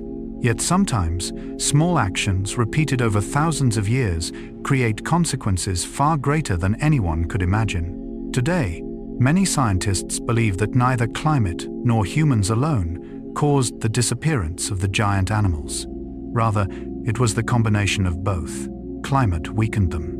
Human pressure increased the strain. And ultimately, many species could not adapt quickly enough to a rapidly changing world. It is a sad story. Yet it is also one worth reflecting upon. For the first time in history, one species began to exert a significant influence over the fate of others. A new chapter in the relationship between humanity and nature had begun. Jung often observed that modern people tend to forget the deep connection between themselves and the natural world. He warned that when we separate ourselves entirely from nature, we also unknowingly separate ourselves from an important part of our own souls. Perhaps our ancestors understood this more clearly. They lived among mammoths, slept beneath star-filled skies, watched the seasons change, listened to animals moving through the darkness. They did not stand outside of nature, they were part of it. And for that reason, the disappearance of the giant creatures may not have been merely a biological loss. It may also have been a psychological one. A portion of the symbolic world known to humanity disappeared as well. Perhaps many myths about dragons, giants, and legendary beasts carry within them distant memories of that age, an age when giant creatures truly existed, when children saw enormous footprints pressed into the earth, when hunters told stories of encounters with animals larger than anything we see today. It was a world both real and mythical, a world where the boundary between fact and legend often became blurred. And perhaps that is precisely what makes this period so captivating. It reminds us that history is not always like the dry pages of a book. Sometimes history resembles an ancient dream, a collective memory lingering deep within the unconscious of humanity. Looking back, we begin to understand the central idea of this chapter. Our ancestors truly lived in a world that felt like mythology, a world filled with giant creatures, dangerous hunts, and landscapes far beyond the scope of modern imagination. And it was within that world that Homo sapiens matured, learned to cooperate, learned to adapt, learned what it meant to be human. Yet among all those giant creatures, a very special relationship was quietly beginning to form. A relationship that would outlast the mammoth, outlast the Ice Age, outlast nearly every civilization in history. A friendship built not on strength, but on trust, companionship, and tens of thousands of years spent facing a harsh world together. It is the story of humanity's first friend, the animal that chose to walk beside us through almost our entire journey, the dog. And that is where our next chapter begins, humanity's first friend. Throughout the long journey of human history, people have domesticated many kinds of animals. Horses helped us travel, cattle helped us cultivate the land, sheep provided wool, poultry provided food. But there is one animal more special than all the others, because it did not simply become a working tool. It did not merely become a source of food. It was not just a part of the economy. It became a friend, a companion, a protector, and sometimes a member of the family. That animal is the dog. Today, it is difficult to imagine that the dogs resting quietly beside our chairs, running joyfully through parks, or sleeping beside their owners once descended from wild wolves, intelligent predators, cautious, and completely at home in the natural world. Yet somehow, in a story stretching across tens of thousands of years, two predators found one another, and together they changed history. What is fascinating is that this process likely did not begin with conquest. Human beings did not simply capture wolves and force them into submission. It was not domestication in the way we often imagine. Many scientists today believe the story was far more subtle. Imagine a cold night, more than 15,000 years ago. A prehistoric community gathers around a fire. The leftovers from the evening meal are discarded outside the camp. Farther away, hidden within the darkness, a few wolves are watching. They smell the food, but they dare not come too close. Then, over time, the less aggressive wolves begin venturing a little nearer. The bolder ones find more food. The overly aggressive ones are chased away. The most fearful miss their opportunity. Across many generations, a silent process of selection unfolds. No one consciously designs it. No one plans it. Yet nature is quietly doing its work. Gradually, certain wolves adapt to the presence of human beings, and human beings gradually adapt to theirs. Perhaps this was one of the most important encounters ever to occur on Earth. Carl Jung once wrote, "Where love rules, there is no will to power." Although Jung was not speaking about dogs and humans, his words seem to beautifully capture the essence of this relationship. Unlike many forms of dominance found in nature, the bond between humans and dogs was built largely upon trust, a trust that formed slowly, across countless days, through harsh winters, through hunts, through dangerous nights. Perhaps at first, practical benefits mattered most. Humans provided food, wolves warned of danger. It was a form of mutual cooperation, a relationship that benefited both sides. But over time, something deeper began to emerge, an emotional connection. Today, when many people look into the eyes of a dog, they sense something remarkable: loyalty, trust, affection. What is extraordinary is that these feelings may have begun long before civilization, long before cities, long before writing. Ancient graves have been discovered in which humans and dogs were buried together. Some date back tens of thousands of years.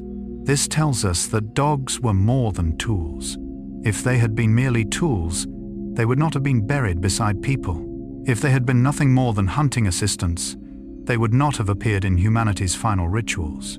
No, they had become something more: a companion, a member of the community, a part of the family story. Jung believed that deep within the collective unconscious live ancient archetypes. One of them is the companion, the figure who walks beside the hero throughout the journey, the helper, the protector, the guide. In the myths of countless cultures, this archetype appears in many different forms, and it is fascinating to consider that in real life, the dog may be its closest embodiment. For across tens of thousands of years, dogs truly have walked beside humanity. When we migrated into new lands, they came with us. When we hunted, they came with us. When we slept beneath the star-filled skies of prehistory, they remained nearby, quietly watching the darkness, listening to sounds that human ears could not hear. standing guard over the sleeping community. And from that companionship emerged one of the strongest relationships in history. Yet the story does not end there, for dogs changed more than the emotional lives of human beings. They also transformed our ability to survive. They made hunts more successful, communities safer, human beings more adaptable to harsh environments. When the first wolves began approaching human camps, no one could have known that an alliance lasting tens of thousands of years was taking shape. No treaty was signed, no promise was spoken. There was no shared language, only presence, observation, and a small seed of trust that slowly grew with time. In the harsh world of prehistory, trust was something precious. One mistake could mean death. One careless decision could endanger an entire community. Yet between two predators that had once viewed each other with caution, trust still emerged. And soon, it began to create profound changes. One of the clearest advantages appeared in hunting. Humans possessed intelligence, planning abilities, and the skill to craft tools. Dogs possessed senses far beyond our own. Their sense of smell could detect traces humans could never notice. Their hearing could capture distant sounds hidden in the darkness. Their tracking abilities were the product of hundreds of thousands of years of evolution. When these two species worked together, something remarkable happened. The weaknesses of one were balanced by the strengths of the other. Humans and dogs became a team more effective than either could be alone. Perhaps on a cold Ice Age morning, a hunting party followed the tracks of a herd of deer. The dogs ran ahead, sniffing, tracking, alerting, while the humans prepared their stone spears and hunting strategies. It was more than a hunt. It was cooperation, a form of teamwork rarely seen in nature. Carl Jung once wrote, "The greatest and most important problems of life are all fundamentally insoluble. They can never be solved, but only outgrown." Perhaps our ancestors overcame many challenges in precisely this way, not by becoming stronger than nature, but by learning how to cooperate, learning how to connect, learning how to build unexpected alliances. And the alliance between humans and dogs is one of the most beautiful examples. Yet the role of dogs extended beyond hunting. When darkness fell and the community drifted into sleep, the world remained filled with danger. Predators wandered through the night. Strange sounds echoed from the distance. Threats could appear at any moment. Human beings needed rest, but someone was always awake. Often, it was the dogs. Their vigilance became an invaluable layer of protection. A single bark could awaken an entire camp. A quick reaction could prevent disaster. Over time, dogs became more than hunting companions. They became humanity's first guardians, the first sentinels, the first companions of the night. There is something deeply moving about imagining those long prehistoric nights. A family sleeping around a fire, a sky overflowing with stars overhead, and beyond the edge of the firelight, a dog lying quietly, watching the darkness. Not because it was paid, not because it was forced, but because a unique bond had formed between it and humanity, a bond that transcended simple benefit. Jung spent much of his life studying animal symbols within the human psyche. He observed that animals often represent the deepest and most instinctive parts of ourselves. In a way, the dog became a bridge between the natural world and the world of culture. It still carried the instincts of the wolf, yet it also lived within the human world. Perhaps that is why dogs seem to understand us in such a special way, not through language, but through emotion, through presence, through subtle signals that sometimes even humans fail to notice. What is truly remarkable is that this relationship has endured longer than most civilizations, longer than the pyramids of Egypt, longer than the Roman Empire, longer than nearly every modern nation. Across tens of thousands of years, while humanity changed, dogs remained. When we migrated across continents, they came with us. When we built the first villages, they stood beside us. When we entered the agricultural age, the metal age, the industrial age, and even the digital age, they remained. Few relationships in human history have proven so enduring, perhaps because it touches something very deep within the soul. The need for companionship, the need for trust, the need to connect with another living being without words. Jung once wrote, "Loneliness does not come from having no people around you, but from being unable to communicate the things that seem important to you." Perhaps dogs helped humanity overcome that loneliness long before complex language existed. They did not understand every word, but they understood emotion. They did not understand philosophy, but they understood presence. They did not understand history, but they understood loyalty. And sometimes, those simple things are exactly what human beings need most. Looking back upon this story, we begin to understand the central idea of this chapter. The friendship between humans and dogs was not a small event in history. It was one of the oldest relationships ever formed between two species. A relationship built through tens of thousands of years of cooperation, trust, and companionship. It reminds us that humanity's success came not only from technology, not only from intelligence, but also from the ability to form meaningful bonds with one another, with nature, and sometimes with creatures entirely different from ourselves. Yet as communities grew larger, and as people began living together in ever greater numbers, a new question emerged. How could order be maintained? How could people cooperate with those who were not close relatives? How could the first societies be built? And that is where our next chapter begins. A chapter about hunter-gatherer bands, stories shared around the fire, laughter in the darkness, and the birth of human culture, the first human societies. If we could travel back to an evening 30 or 40,000 years ago, what might surprise us most would probably not be the stone tools, not the spears, not the animal skin clothing, but rather the strangely familiar feeling of a human community. A group of people sitting around a fire, children playing nearby, adults sharing food after a long day, laughter echoing through the darkness, stories being told beneath a sky filled with stars. Though separated from us by tens of thousands of years, they were likely far more similar to us than we often imagine, for it was within these hunter-gatherer communities that the first foundations of human society were built. Today, when we think of society, we often think of cities, schools, governments, laws, complex institutions. Yet most of human history unfolded before any of those things existed. For hundreds of thousands of years, people lived in small groups, usually consisting of only a few dozen individuals. They hunted together, traveled together, raised children together, and most importantly, they depended on one another for survival. In a world filled with danger, no one could survive alone for very long. A hunter who brought down a large animal might have more food than he needed for a single day, but the next day, he might return empty-handed. This is why sharing food became one of the most important principles of early society. At first glance, that may seem simple, but if we look more closely, it represented an enormous step in human evolution, because sharing meant giving up a portion of immediate gain in exchange for long-term security.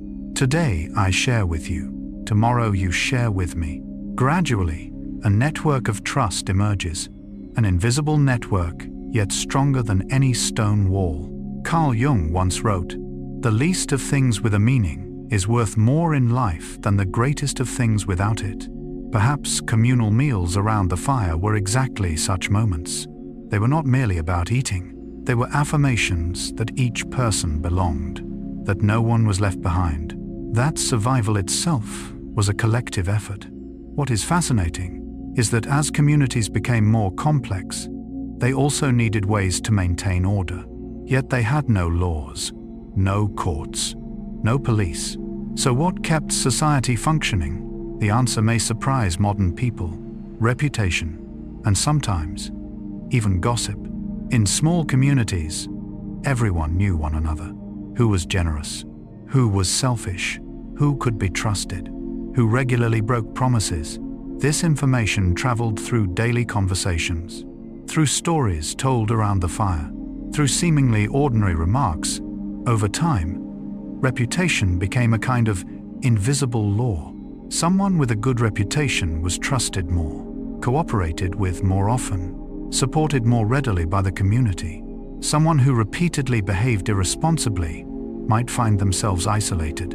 In a sense, this was humanity's oldest legal system, not written in books, not carved in stone, but remembered within the minds of people. Jung was deeply interested in the relationship between the individual and the collective. He observed that human beings do not live by biological instincts alone. We also live through recognition from the community, the need to belong, to be accepted, to be seen as a valuable member of the group. Perhaps that need has existed since the earliest days of Homo sapiens. Because for our ancestors, being separated from the community was not merely loneliness, it could mean death. And so the first social rules emerged, not through commands, but through stories, shared memories, and judgments passed from one generation to the next. Yet society required more than rules. It required something deeper, something that helped individuals feel connected to something greater than themselves, something capable of transforming different people into a unified community. And that is where the first rituals appeared. Simple rituals, dances around the fire, seasonal gatherings, ceremonies marking birth, maturity, and death. At first glance, such activities may seem unnecessary for survival, but in reality, they played a vital role because they created meaning, created connection, created the feeling that everyone shared the same story. And from those shared stories, human culture was born. But the story does not end there, for beyond rituals, another force was quietly connecting ancient communities, a force that required no tools, no weapons, no laws, only a voice, a melody, a story, and the sound of laughter rising into the darkness.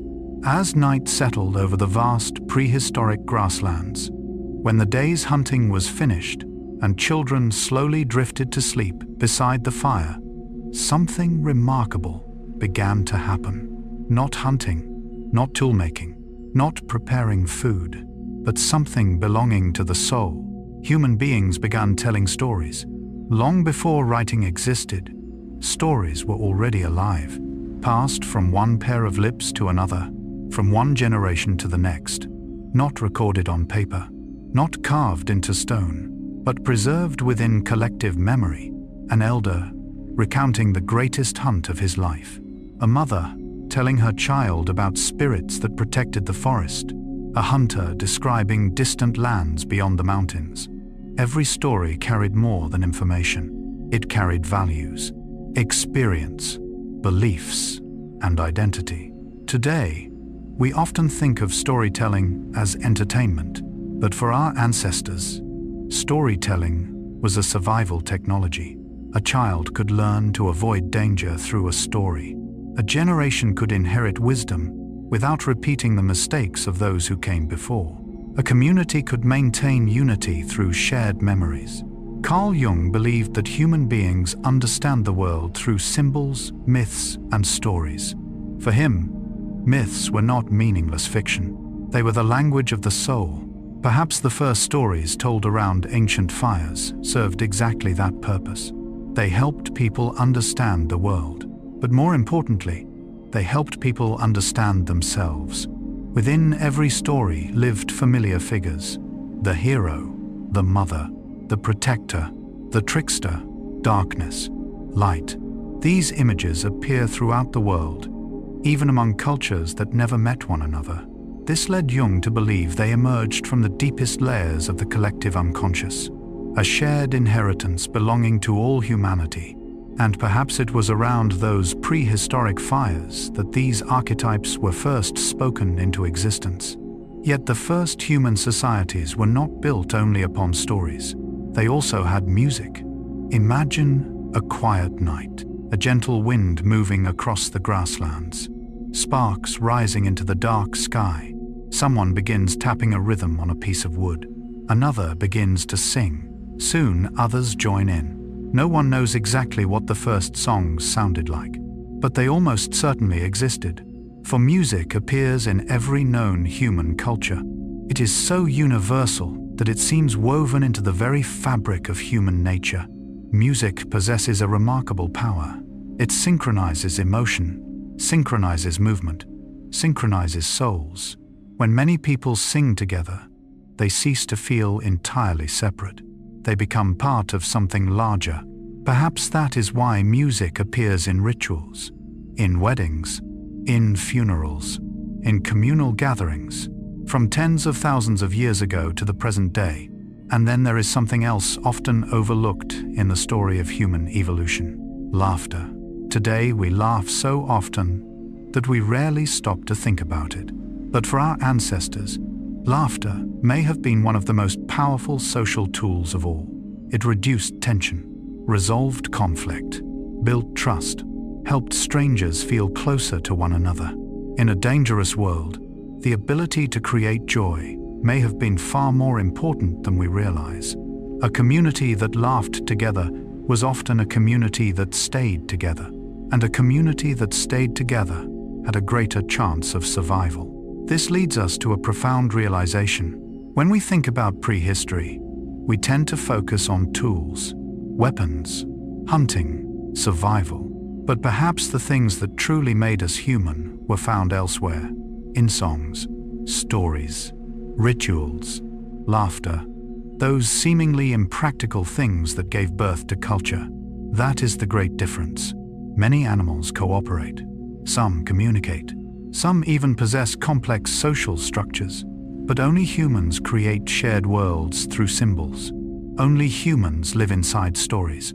Only humans unite dozens, hundreds, even thousands of people through shared meanings and beliefs. And remarkably, all of this emerged long before writing, tens of thousands of years before the first symbols were pressed into clay, tens of thousands of years before recorded history. Culture already existed. It lived in memory, in music, in ritual, in oral tradition, in the eyes of those gathered around the fire. Looking back, we begin to understand the central idea of this chapter. Culture did not begin with books. It did not begin with cities. It did not begin with schools. Culture began in small communities that shared food, told stories, sang beneath star-filled skies, and searched together for meaning in a vast and mysterious world. That was where humanity truly became a society. And yet even those close-knit communities faced constant challenges: predators, disease, hunger, harsh winters. To survive, they needed more than culture. They needed strategy, cooperation, and the ability to confront danger with intelligence rather than brute strength. That is where our next chapter begins. The chapter of survival, the struggle for survival. If we could return to the world of our ancestors tens of thousands of years ago, the first thing that might surprise us would not be its wilderness. It would be its danger. Today, most of us go to sleep without worrying whether a predator might appear during the night. We have houses, locked doors, electric lights, hospitals, stored food. But for most of human history, none of those things existed. Every morning survived was a small victory. Every winter endured was an achievement. Every year of life was the result of countless wise decisions. The world of the first humans was not a peaceful garden. It was a constant test, an endless conversation between life and death. Across the vast plains of prehistoric Africa, Europe, and Asia, human beings did not stand at the top of the food chain as we do today. In fact, for much of our history, we were prey as well. Lions, hyenas, leopards, bears, wolves. These predators did not exist in picture books. They existed just beyond the shelter, within the darkness, along the very paths our ancestors walked every day. Imagine a prehistoric child stepping outside the camp. The child had to learn more than how to find food. They had to learn how to recognize the tracks of dangerous animals, how to listen for unusual sounds, how to distinguish between the whisper of the wind and the approach of danger. Life demanded a level of awareness that modern people rarely experience. Perhaps it was this environment that helped shape the human brain itself. Carl Jung once wrote, "Man is not merely what he thinks he is also what he does not know." Deep within the modern mind, traces of those ancient times may still remain. Instincts of vigilance, reflexes in the face of danger, fears that arise without explanation. Echoes from thousands of generations who lived in a world filled with uncertainty. Yet what is remarkable is that despite lacking great strength, incredible speed, or natural weapons such as claws and fangs, humans survived. Not only survived, but flourished. The reason lay in strategy. While many animals relied on individual power, humans began relying on collective intelligence. One person might be weak, but a group could become powerful. One person might miss the trail of prey, but many eyes could see more. One hunter might fail, but a coordinated group had a far greater chance of success. From a very early point in our history, our ancestors understood something that remains true today. Humanity's greatest strength is cooperation. Group hunts were clear evidence of this. A large herd could not be brought down by a single individual. Yet through coordination, planning, and shared roles, people could accomplish what seemed impossible. Some chased the prey, some waited in ambush, some guided the group, some protected the camp. Each person contributed a small piece to a greater success. And in those moments, the foundations of modern society began to emerge. Not in palaces, not in cities, but on open plains where human beings learned to work together. Jung was deeply interested in the concept of community because he believed that personal development is inseparable from our relationships with others. We discover ourselves through connection, and perhaps this has been true since prehistory. No one becomes human alone. We become human together. One of the most beautiful examples of this can be found in increasingly sophisticated hunting strategies. Humans did not rely solely on spears. They learned to use the landscape, to understand animal behavior, to transform the environment into an ally. A herd could be driven toward a cliff. A single animal could be separated from the group. A trap could accomplish what raw strength never could. This was the triumph of thought over instinct, the triumph of planning over brute force, and one of the reasons Homo sapiens became unique. Yet the struggle for survival did not end with daylight. It continued when darkness fell, when the fire burned low, when shadows covered the world, and when some of the greatest dangers emerged. That is where the next part of our story begins. A story of sleeping together for protection, of tiny enemies such as parasites and disease, and of the realization that humanity's survival was never based on strength alone, but on the ability to face hardship together. As the sun disappeared beyond the horizon, and the last rays of light faded from the sky, the world of our ancestors entered a completely different phase. Daytime was challenging, but night could be terrifying. In the darkness of prehistory, there were no electric lights, no locked doors, no fortified walls. The fire illuminated only a small circle amid an endless sea of darkness. Beyond it stretched the unknown, and within that darkness lived things unseen. The footsteps of predators, the rustling of wind through brush, the sudden crack of a branch in the night. For our ancestors, every sound could carry life or death significance. Perhaps this is why humans rarely slept alone. For most of our evolutionary history, sleep was a collective activity. People slept close together, gathered around the fire, near family, near those they trusted. Some slept, some stayed awake, others took turns standing watch. It was not merely a habit, it was a survival strategy. Even today, many people sleep more easily when loved ones are nearby. They feel safer in the presence of companionship. Perhaps that feeling is not merely psychological. Perhaps it is the echo of hundreds of thousands of years of evolution, an ancient memory still carried within our nervous systems. Carl Jung once wrote, "In all chaos there is a cosmos." In all disorder, a secret order. When we look at hunter-gatherer communities, we can clearly see this truth. On the surface, their lives appeared uncertain, yet beneath that uncertainty existed an intricate network of cooperation, who stood guard, who hunted, who cared for children, who supported the elderly. These roles were not necessarily written into laws, yet they existed as part of the structure of the community, and that structure helped the group survive. But predators were not the only threat. In reality, some of the most dangerous enemies were far too small to see. Parasites, bacteria, infections, mysterious illnesses. Today, we take antibiotics and modern medicine for granted. But in the world of our ancestors, even a minor wound could become a catastrophe. A thorn in the foot, a cut received while making tools, an animal bite. Any of these could lead to infection.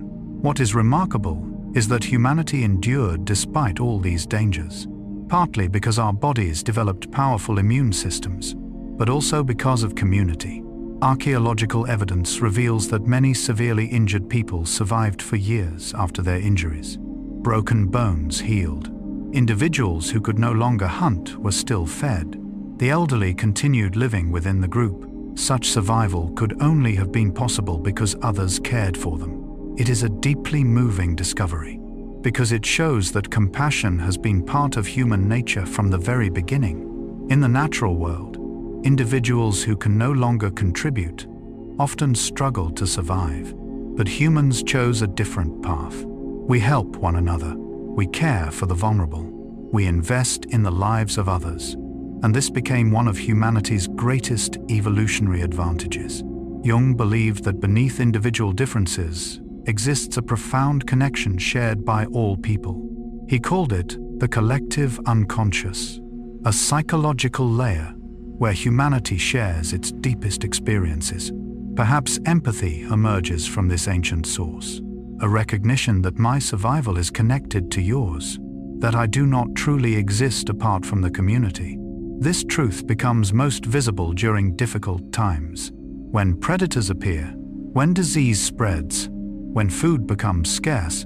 Communities that cooperate tend to survive longer than those built solely on competition. History has repeated this lesson again and again, and perhaps it remains a lesson for the modern world. We often admire strength, exceptional individuals, extraordinary abilities.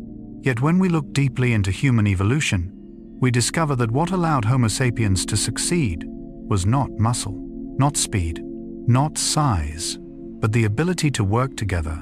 A single person is fragile. A community can accomplish remarkable things. One individual may fail, but the group continues. One person may fall, but others will help them rise again. Perhaps that is why humanity became the most successful species on Earth. Not because we were the strongest, but because we learned how to transform many individuals into a single collective force. Looking back on this chapter, we begin to understand its central lesson. The struggle for survival was never the story of lone warriors. It was the story of cooperation, of people sleeping close together to feel safe, of hunters sharing risk, of communities caring for the sick, of groups learning to face a dangerous world through collective intelligence. Human beings survived not because of superior strength, but because together they created something greater than any individual could ever become alone. And as life gradually became more stable, another question began to emerge. Who are we? What makes one person different from another? What makes one community different from its neighbors? From those questions, identity and belief slowly emerged.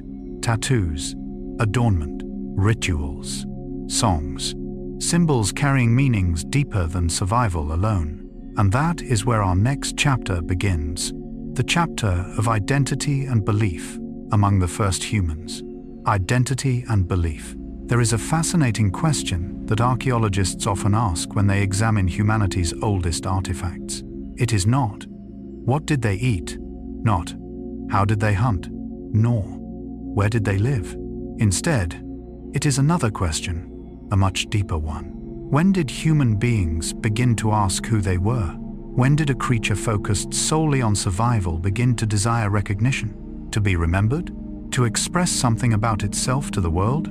It was a remarkable moment in the story of human evolution, because somewhere between great hunts, long migrations, and harsh winters, our ancestors began doing something that no other animal has done in quite the same way.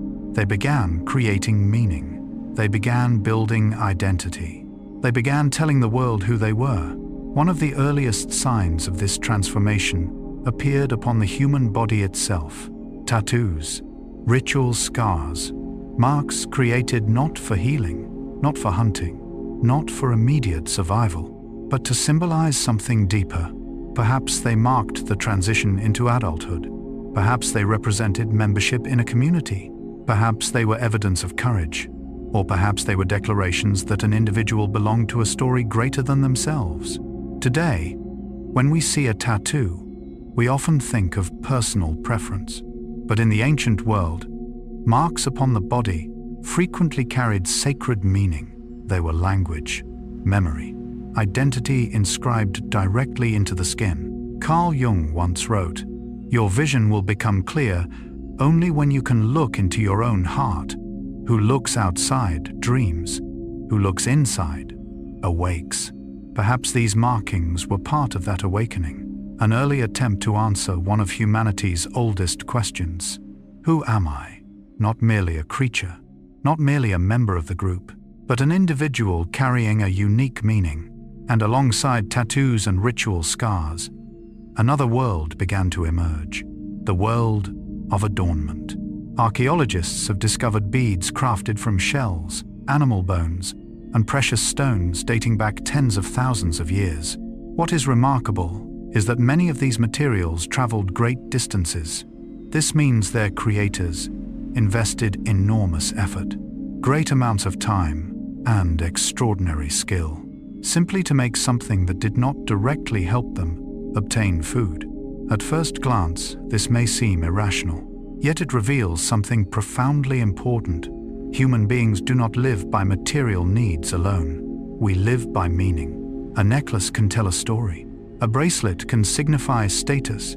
An ornament can mark a relationship. A decoration can connect an individual to a community. From Jung's perspective, this represented the emergence of symbolic thinking on a deeper level. Human beings began seeing layers of meaning beyond physical objects. A stone was no longer merely a stone.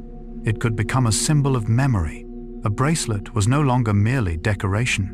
It could represent identity. This was the moment when the outer world began reflecting the inner world. Yet perhaps the greatest wonder was not found on the body, nor within jewelry, but within sound, within songs. Today, we think of music primarily as entertainment, but for many ancient communities, songs served as maps, libraries, collective memory. Among numerous indigenous cultures, migration routes, water sources, landscapes, and sacred places were preserved through long songs. Each melody was a pathway. Each verse was a landmark. A person could travel hundreds of miles simply by remembering the songs of their ancestors. It is a remarkable thought, for it shows that long before paper maps existed, humans carried maps within their minds. And long before books existed, they preserved knowledge through music. Jung believed that symbols are the natural language of the unconscious. Perhaps those ancient songs were among the most powerful symbols ever created. They did not merely transmit information, they transmitted emotion, memory, connection between generations. A child learning the songs of their people was learning far more than a route. They were learning who they were, where they belonged, what story they were part of. And through that process, identity was formed, not through official documents, but through melodies sung beneath a star-filled sky. Yet those stars were telling another story as well, a much larger one, a story that would lead humanity toward the next chapter of its journey, a chapter in which people looked into the night sky and found not only light, but meaning, not only stars, but symbols that guided the soul. Perhaps no sight inspired deeper reflection in prehistoric people than the night sky. Imagine an evening, 30 or 40,000 years ago. No city lights, no glowing screens, no engines, only the profound darkness of the ancient world. And above it, thousands of stars stretching from one horizon to the other. For our ancestors, the sky was not merely beautiful, it was the greatest book ever opened before human eyes. Night after night, they looked upward, observing, remembering, comparing. They noticed that certain stars always appeared at the same time of year. Certain constellations signaled the rainy season. Others announced the time for hunting. The sky became humanity's first clock, its first calendar, and perhaps its first temple. What is astonishing is that people without telescopes could accumulate remarkable astronomical knowledge, not through technology, but through patience, through observation across generations. This knowledge passed from elders to children, from storytellers to apprentices, from one memory to the next. Carl Jung once wrote, "He who looks outside dreams. He who looks inside awakes." Yet perhaps our ancestors did both. They looked outward toward the heavens to understand the world, and inward toward themselves to seek meaning. Because whenever a human being gazes into a sky full of stars, a question almost inevitably arises. Who am I within this vast universe? That question accompanied humanity long before philosophy, long before organized religion, long before science. And from such questions, belief slowly emerged. Not the complex systems of faith we know today, but early intuitions that the world possessed meaning, that human life was connected to something larger than itself. Alongside the stars, another form of expression appeared with increasing frequency: portable art. If cave paintings were created upon stone walls, portable art was something people could carry with them. Small figurines, bone carvings, pendants, beautifully crafted ornaments. These objects were often tiny, but their significance was immense. For the first time in history, people created objects not only for utility, but for symbolic value.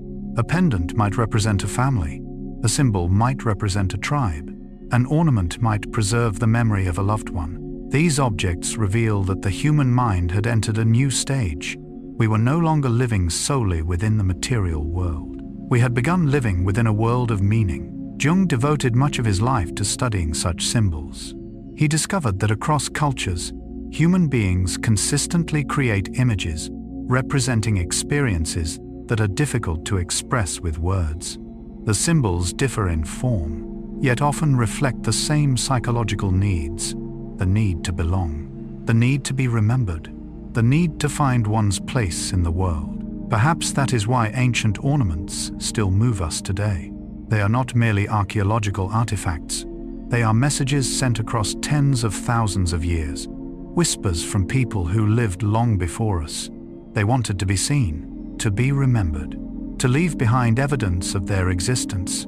And somehow, they succeeded, because when we look at these objects today, we still feel something familiar, a sense that those ancient people were not strangers at all. They loved, they hoped, they worried, they searched for meaning just as we do. Perhaps that is one of the most beautiful truths of history. History does not simply tell us what happened. It reminds us that we belong to a story far larger than ourselves, a story stretching across hundreds of thousands of years, a story to which every generation adds another chapter. Looking back on this journey, we begin to understand the central idea of this chapter. Human beings never searched only for food, never searched only for shelter, never searched only for survival. From very early on, we searched for meaning, for identity, for answers to the question of who we are. The tattoos, the ritual scars, the bead necklaces, the songs, the stars, all of them were early attempts to answer that timeless question. And perhaps, tens of thousands of years later, we are still engaged in the very same search. Only the forms have changed.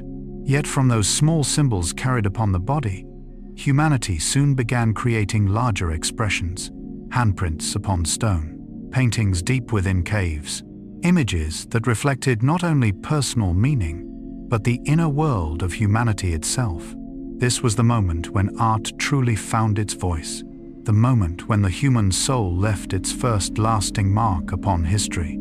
And that is where our next chapter begins. The chapter of art and symbolic thought, a story of humanity's first artists and the extraordinary awakening of imagination. Art and symbolic thought. There was a moment somewhere in human history that no one can precisely identify. There is no date, no record, no witness, yet it may have been one of the most important moments that ever occurred. A human being stepped into the darkness of a deep cave, holding in their hand pigments ground from minerals. They looked upon a cold stone wall and decided to create an image, not for hunting, not for building shelter, not for finding food, but simply to express something that lived within the soul. That was the moment art was born. And in a very profound sense, it was also the moment the human spirit began to awaken. Today, we often think of art as a part of culture, an activity for leisure, a form of entertainment or creativity. But from an evolutionary perspective, art is a remarkable mystery. Because it does not directly help a person survive, a painting cannot be eaten, a sculpture cannot warm the body, an image on stone cannot drive away predators. So why did our ancestors devote so much time and effort to creating them? Perhaps the answer lies in what Carl Jung spent his entire life studying. Human beings do not live by material things alone. We live through symbols. Jung once wrote, "Man and his symbols." It was not merely the title of one of his most famous works. It was also a profound statement about human nature. According to Jung, what makes human beings unique is not simply intelligence. It is the ability to create meaning through symbols, the ability to see something greater than the image itself. And the earliest evidence of this ability appeared surprisingly early in our story. One of the most famous examples is the Venus figurines. Small sculptures crafted tens of thousands of years ago. They often depict female forms with strongly emphasized reproductive features. When archaeologists first discovered them, countless questions emerged. Were they goddesses, symbols of fertility, representations of motherhood, or something entirely different? Perhaps we will never know for certain, yet their mystery tells us something important. Whatever their meaning may have been, they reveal that human beings had begun thinking beyond the visible world. They were no longer seeing only a body. They were seeing a symbol, an idea, an archetype. Jung called such images archetypes, ancient patterns embedded within the collective unconscious of humanity. Among them, the Great Mother is one of the most powerful. Perhaps these Venus figurines were among the earliest expressions of that archetype, not merely a specific woman, but a symbol of creation, nurturing, and the continuation of life itself. What is truly remarkable is that similar images appeared in different regions of the world. This suggests that even when separated by great distances, human beings shared remarkably similar psychological needs. Yet if the Venus figurines were symbols shaped by human hands, another form of symbol was created by the human body itself, the handprints found in caves. Today, when people encounter these ancient handprints on stone walls, many feel unexpectedly moved, perhaps because they are so simple, just the shape of a hand, nothing elaborate, nothing technically complex, nothing resembling the sophistication of modern art. And yet their simplicity is precisely where their power resides. Imagine a person who lived 30 or 40,000 years ago. They placed a hand against stone, blew pigment around it, then removed their hand, leaving behind a mark, a message, a silent declaration. I was here. I existed. I was part of this world. There is something deeply moving about that moment, because despite the tens of thousands of years between us, the desire to be present and remembered seems unchanged. Jung once wrote, "The privilege of a lifetime is to become who you truly are." Perhaps those handprints were among the earliest steps on that journey. The journey of self-definition.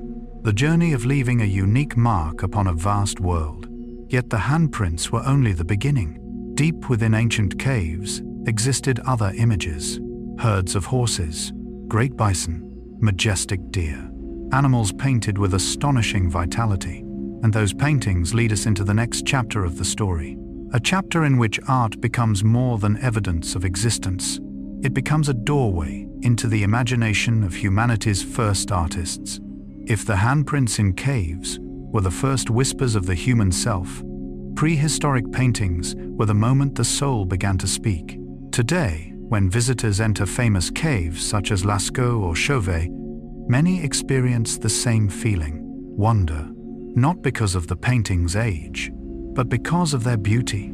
Galloping horses, massive bison, moving herds of deer, lines so full of life that the animals seem almost alive upon the stone.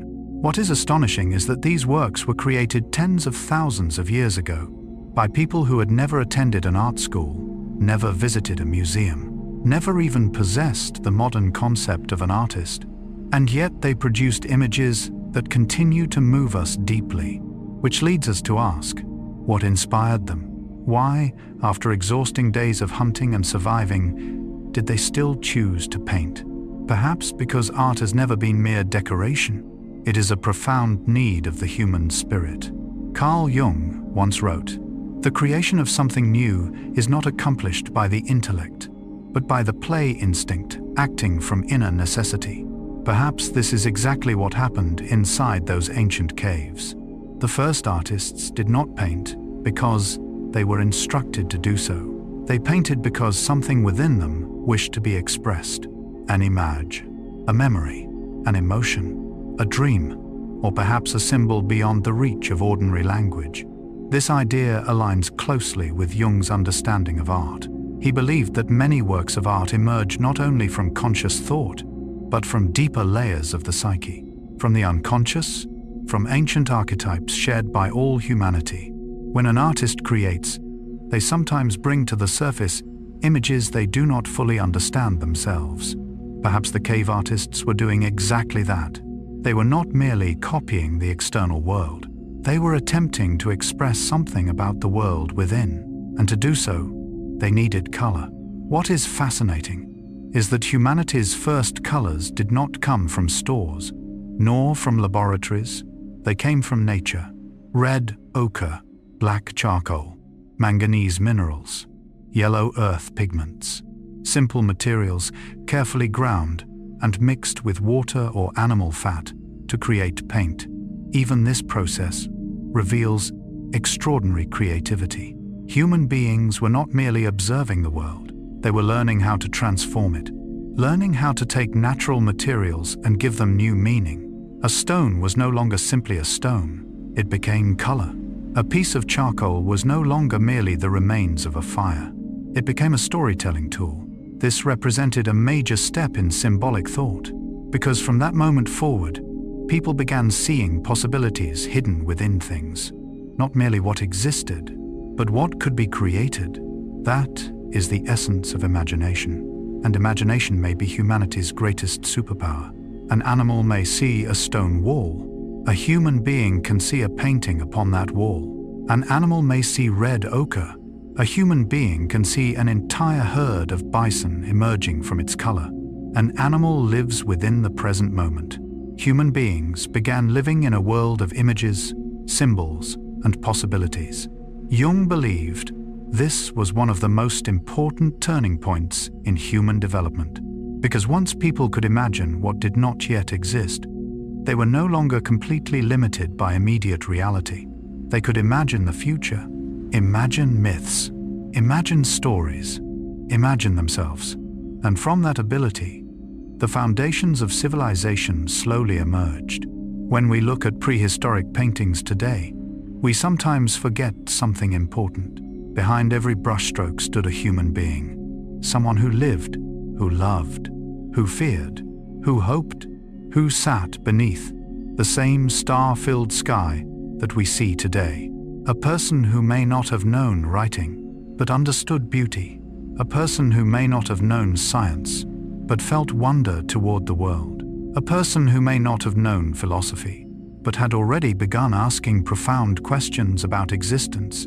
Perhaps that is what makes prehistoric art so moving. It collapses the distance between past and present, between us and the people who lived tens of thousands of years ago. It reminds us that while technology changes and societies change, something fundamental within human beings remains the same. The desire to express, the desire to be understood, the desire to leave a trace of one's existence. Looking back upon this chapter, we begin to understand its central idea. Art did not emerge after all the problems of survival had been solved. Quite the opposite. It appeared very early, almost alongside the process of becoming human itself. Because art is not merely a product of intelligence. It is evidence of inner awakening. The moment when Homo sapiens stopped merely reacting to the world and began reflecting upon it, creating meaning from it, and seeing themselves within it. Perhaps that is why the handprints upon stone, the tiny Venus figurines, and the cave paintings continue to move us today. Because when we look at them, we are not only seeing the past, we are seeing ourselves. Yet the story of the first humans is not over, for although tens of thousands of years have passed, that past has never truly disappeared. It still lives within our bodies, within our DNA, within the abilities passed down through countless generations, and that is where the next chapter begins.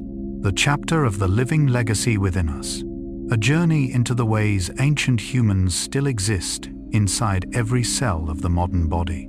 The living legacy within us. When we think about the first humans, we often imagine them as distant figures, faint silhouettes walking across ancient plains, hunters living beneath Ice Age skies, people who belonged to a world that disappeared long ago.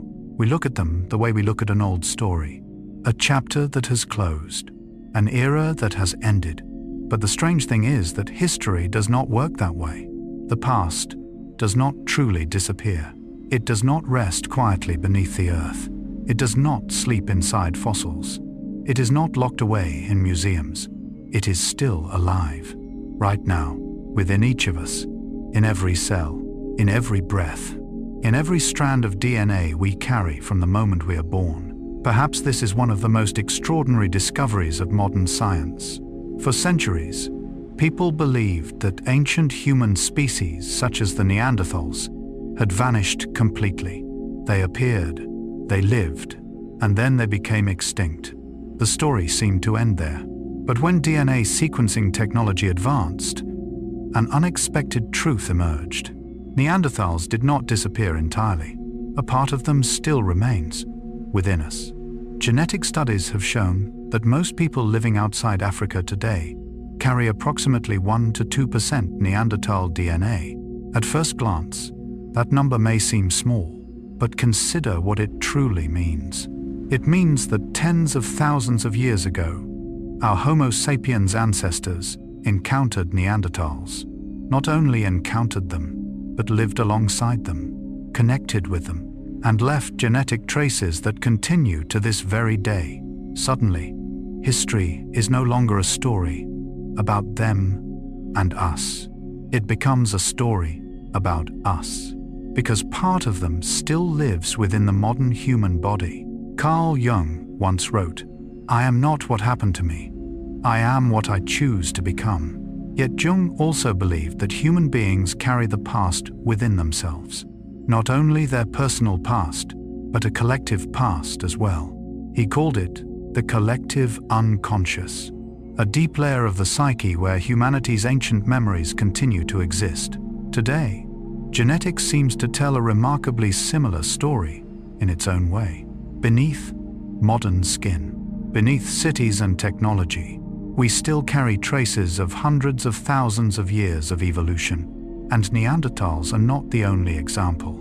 Another ancient human group known as the Denisovans also left a profound mark. For many years, scientists knew almost nothing about them.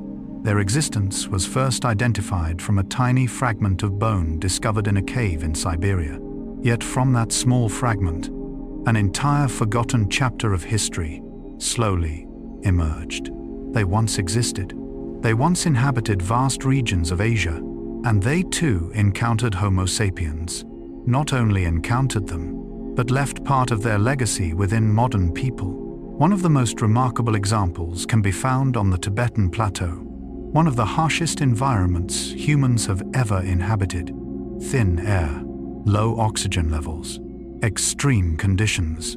For many visitors, even a few days there can cause difficulty breathing. Yet Tibetan populations have adapted in extraordinary ways. Research suggests that part of this adaptation comes from a genetic variant inherited from Denisovans.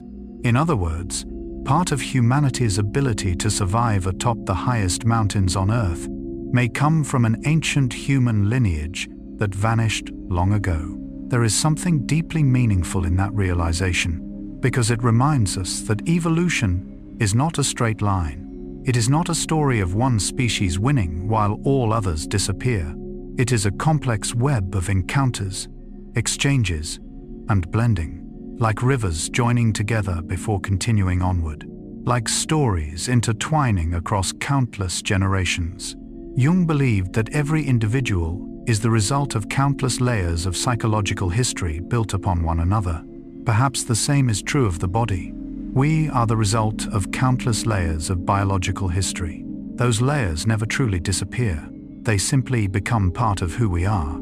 Yet the story of evolutionary inheritance reaches even deeper than this, because it is not only Neanderthal or Denisovan DNA that survives within us.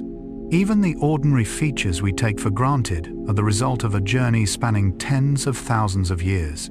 Our skin color, our hair color, our ability to adapt to sunlight, our ability to survive in cold environments. All of these carry ancient stories that continue to unfold in the next part of our journey. A place where the past appears not only in our genes, but in the familiar characteristics of the modern human body itself. When we look into a mirror each morning, very few of us consider that the face reflected back is the result of a journey lasting hundreds of thousands of years. Eye color, hair color, skin tone, adaptation to climate, even the way our bodies process food, all are living chapters of an evolutionary story that has never truly ended. Because evolution is not something that happened only in the distant past. It is a continuous current, quiet, slow, yet never still. One of the clearest examples is human skin color. Today, skin color is often viewed through cultural, social, or historical lenses. But at its deepest level, it is a story of adaptation. When our Homo sapiens ancestors lived in Africa, where sunlight was intense and ultraviolet radiation was high, darker skin provided an important advantage. It helped protect the body. It helped preserve nutrients essential for development. But as human groups migrated farther north, where sunlight became weaker, the body faced a different challenge. How could it absorb enough sunlight to produce sufficient vitamin D? Across thousands of generations, evolution continued its work, and gradually, the diversity of human skin tones emerged, not as a division, but as different solutions to different environments. The same is true of hair color, eye color, height, body structure. Each characteristic is the result of countless generations adapting to the world around them. Seen this way, the human body becomes a living museum, a history book written in biology rather than words. Carl Jung once wrote, "The living spirit grows and even outgrows its earlier forms of expression." This is true not only of psychology, it is true of evolution as well. Each generation inherits the past without being imprisoned by it. We carry the history of our ancestors, yet we continue writing new chapters. Another fascinating example is the ability to digest milk. Today, many people can drink milk without difficulty. It seems perfectly ordinary. Yet for most of human history, this was nearly impossible. In most mammals, the ability to digest lactose declines sharply after weaning. Our ancestors were no different. But when some communities began herding animals, an important change occurred. Those who could continue digesting milk into adulthood gained access to an additional source of nutrition. Over time, this trait became more common in many populations, which means that even a glass of milk on a modern table carries an evolutionary story thousands of years in the making. A story of environment, adaptation, and humanity's endless capacity for change. And there is more. Within the modern body remain countless traces of the past. The startled response to sudden sounds, the fear of darkness, the tendency to focus on human faces, the ability to read emotion through the eyes, all bear the marks of a long evolutionary journey. Many reactions we consider entirely modern were shaped in ages long forgotten. Jung had a unique way of viewing this. He believed that beneath modern consciousness lie much older layers, images, symbols, psychological tendencies accumulated across countless generations. He called this the collective unconscious. According to Jung, every person is not only the product of their individual life, they are also the heir to the entire history of humanity. Today, science and psychology seem to meet in a beautiful place. One reveals that we carry biological history within our DNA. The other suggests that we carry psychological history within the unconscious mind. Both remind us of the same truth. The past has never disappeared. It remains present, not behind us, but within us. Perhaps that is why so many people feel moved when they see ancient handprints in caves, or stand before a Neanderthal skeleton in a museum. Because on some level, we recognize that they are not entirely strangers. Those ancient humans do not belong to another world. They are our ancestors, a part of the story that eventually became us. Looking back across this chapter, we begin to understand its central idea. The past is not dead. It is alive, in our genes, in our bodies, in our psychology, in the abilities we often take for granted.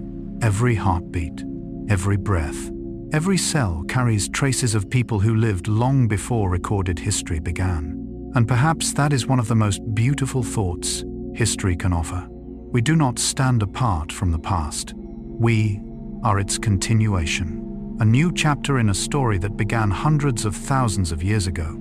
Yet after all the migrations, inventions, struggles for survival, songs, paintings, and traces left within our DNA, one final question remains. Who is this story really about? Is it about Homo sapiens? Is it about prehistoric hunters? Is it about civilizations long gone? Perhaps not, because in the end, it has always been a story about us. And that is where the final chapter begins. A chapter about the true meaning of humanity's journey. A story that does not merely help us understand the past, but helps us understand ourselves. This story has always been about us. After traveling through hundreds of thousands of years of history, after migrations across vast continents, after cold nights gathered around ancient fires, after footprints pressed into soft earth and slowly erased by time, after cave paintings, after songs passed from one generation to the next, we finally arrive at a simple question. Yet perhaps the most important question of all: who is this story really about? At first glance, it may seem to be a story about the first humans, the hunters, the gatherers, the people who lived tens of thousands of years before us. But the deeper we journey into history, the more we begin to realize something remarkable. This has never been only their story. It has always been our story. Because every chapter of prehistory reflects something that still lives within modern life. When we look at a group gathered around a fire, we see the image of family. When we look at communities sharing food, we see the origins of cooperation. When we look at ancient songs, we see the beginnings of culture. When we look at cave paintings, we see the first sparks of imagination. And when we look at the struggles of our ancestors, we see the very journey humanity traveled to become what it is today. There is something interesting about the way history is often told. It tends to focus on kings, empires, battles, conquests, the great events that reshaped maps and changed nations. But from Carl Jung's perspective, those things are only the surface, because what truly shapes humanity is not always found in grand events. It is found in experiences that are far more universal: love, fear, loss, hope, the ability to connect, the ability to create, the ability to adapt. These things rarely appear in the chronicles of empires, yet they appear in every human life. Jung once wrote, "The meeting of two personalities is like the contact of two chemical substances. If there is any reaction, both are transformed." That idea applies not only to two individuals, it applies to the entire story of humanity, because human history is the story of countless encounters between people, between communities, between cultures, between humanity and nature. And every encounter leaves a mark. Every encounter changes those involved. We often think of evolution as the story of genes, but at a deeper level, evolution is also the story of relationships. No one survives alone. No one grows alone. No one builds civilization alone. What made Homo sapiens unique was not simply a larger brain.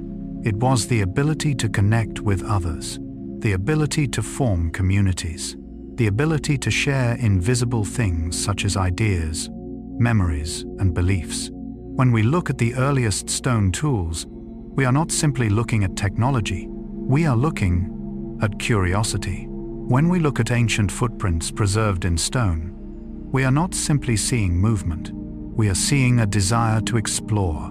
When we look at prehistoric burials, we are not simply seeing death, we are seeing love, grief, and the desire to preserve the meaning of a life.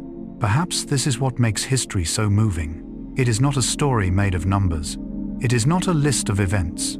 It is a story about people. People who laughed, people who cried, people who loved, people who worried about the future, people who gazed into the night sky and wondered who they were, just as we do today. Jung believed that beneath all differences of culture and time, there exist shared archetypes of humanity: the mother, the father, the hero, the wise one, the wanderer. These figures appear in myths across the world because they reflect fundamental human experiences. And when we study the first humans, we begin to recognize that these archetypes emerged very early. As soon as people began telling stories, as soon as they began creating art, as soon as they began burying their dead, as soon as they began searching for meaning in the world. Perhaps that is why journeys into the distant past feel so special. Because the farther we travel into history, the closer we come to ourselves. And from that realization, an even deeper question emerges. If those first humans still live within us, then what parts of modern life still carry their imprint?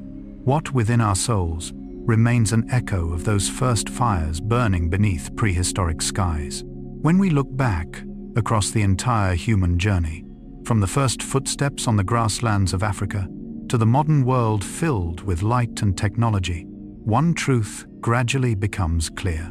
The distance between us and the first humans is not as great as we imagine. Yes, we live in cities. We use smartphones. We fly across oceans. We explore space. But beneath all those layers of civilization remains a very ancient human being. A person who once sat beside a fire, who once gazed at the stars, who once worried about family, who once searched for meaning in a vast and mysterious world. Perhaps that is why the handprints in ancient caves still move us today. They are not merely archaeological traces, they are bridges, a hand from the past reaching into the present. A human being from tens of thousands of years ago quietly saying, "I was here.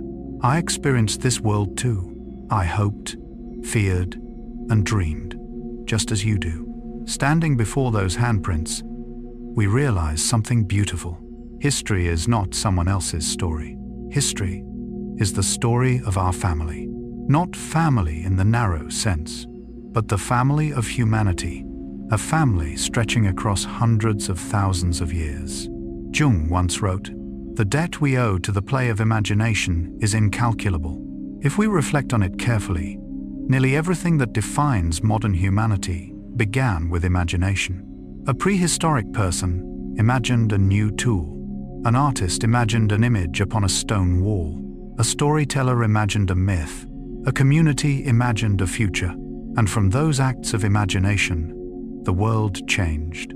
Cities, civilizations, scientific discoveries, works of art, all began with the ability to see what did not yet exist. That is one of the greatest gifts our ancestors left behind. But imagination is not the only gift.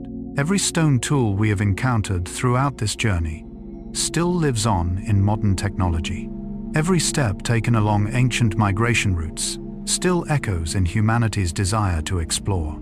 Every song sung beneath prehistoric skies still survives in music today. Every story shared around a fire continues to live in books, films, and conversations. Every cave painting lives on in modern art. The past is not behind us. It continues to exist in new forms. Jung believed that the collective unconscious is like an underground river flowing through every generation. We rarely see it, yet it remains there, quietly shaping the way we think, the way we love, the way we fear, the way we tell stories about our lives. Perhaps that is why ancient myths still touch the hearts of modern people. Perhaps that is why looking up at a star-filled sky still feels strangely familiar, because deep within our souls, we remain descendants of those who sat beside the first fires, those who looked up at the same sky, asked the same questions, and searched for the same meaning. One of the greatest gifts history can offer is humility. It reminds us that we did not appear independently. We did not emerge alone. Each of us is the result of countless generations who lived, loved, struggled, sacrificed, and endured before us. Every step we take today is supported by hundreds of thousands of years of history. Every breath we take is the continuation of a very long journey. And that realization does not make us smaller, it makes life more meaningful, because we begin to understand that we are part of something greater than ourselves, not isolated individuals, but links in a long chain stretching across the story of humanity. Perhaps this is the deepest message of our entire journey. Studying the first humans is not simply about learning facts about the past, not about memorizing dates or archaeological discoveries. It is about understanding ourselves, understanding why we need community, why we tell stories, why we love art, why we search for meaning, why we are drawn toward new horizons. Because all of these things existed within human beings long before recorded history began, and they continue to exist within us today. As our journey slowly comes to an end, imagine a night long ago. A small group of people sitting around a fire beneath a sky full of stars. They had no idea that tens of thousands of years later there would be towering cities, satellites orbiting the Earth, people speaking to one another across thousands of miles. They could not see the future, but they did the most important thing of all. They kept moving forward. They kept learning. They kept creating. They kept hoping. And because of that, we are here today. So when you think of stone tools, ancient footprints, cave paintings, forgotten songs, and the first fires, remember that they do not belong only to the past. They belong to you. They belong to me. They belong to all of us, because the past never truly disappeared. It is still alive, in the memory of humanity, in the depths of the soul, in every cell of the body, and in every person listening to this story tonight. That is what makes the human journey one of the most extraordinary stories ever told. And now, our own journey through hundreds of thousands of years of human history is gently coming to an end. Tonight, we have traveled together through time, back to the ancient grasslands of Africa, following the first footsteps that left humanity's original homeland, crossing land bridges long vanished beneath the sea, sitting beside the first fires beneath star-filled skies, listening to the first stories ever told. looking at handprints left upon stone walls, and meeting people who lived tens of thousands of years before us. Yet perhaps the most beautiful thing history offers is not what it teaches us about the past, but what it reveals about ourselves. Because the deeper we travel into the story of the first humans, the more we realize that they are not strangers.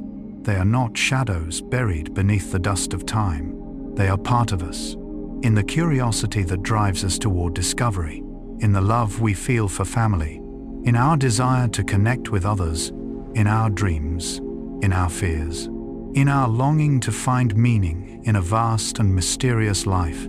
Carl Jung believed that beneath differences of language, culture, and time, there exists a deep current connecting all human beings, a collective memory of humanity, an ancient layer of the soul that continues to live across countless generations. Perhaps that is why a 40,000-year-old handprint can still move us today, because somewhere deep within ourselves, we recognize our own reflection, and we realize that although the world has changed dramatically, the most important things remain the same. We still love, we still hope, we still search for meaning, we still look up at the night sky and wonder where we belong in this vast universe. And now, as the night grows quieter, allow these thoughts to gently settle. Allow the ancient stories to drift softly through your mind. Allow yourself to rest in the comforting knowledge that you are part of something far greater than yourself. A story that began long before you were born. A story that will continue long after us all. And tonight, for a brief moment, you have become part of that story too. Thank you for joining me on this journey. If you enjoyed this exploration of history, psychology, philosophy, and the timeless wisdom inspired by Carl Gustav Jung, please consider subscribing and returning for future journeys. There are still many stories waiting to be told, many civilizations waiting to be rediscovered, many mysteries of the human mind waiting to be explored. But for now, let the day slowly fade away. Let your thoughts grow quiet. Let sleep come gently. May your dreams be peaceful. May your heart be calm. And perhaps, somewhere in those dreams, you may find yourself once again beside one of humanity's first fires beneath the ancient stars. Good night, and I will see you in the next story.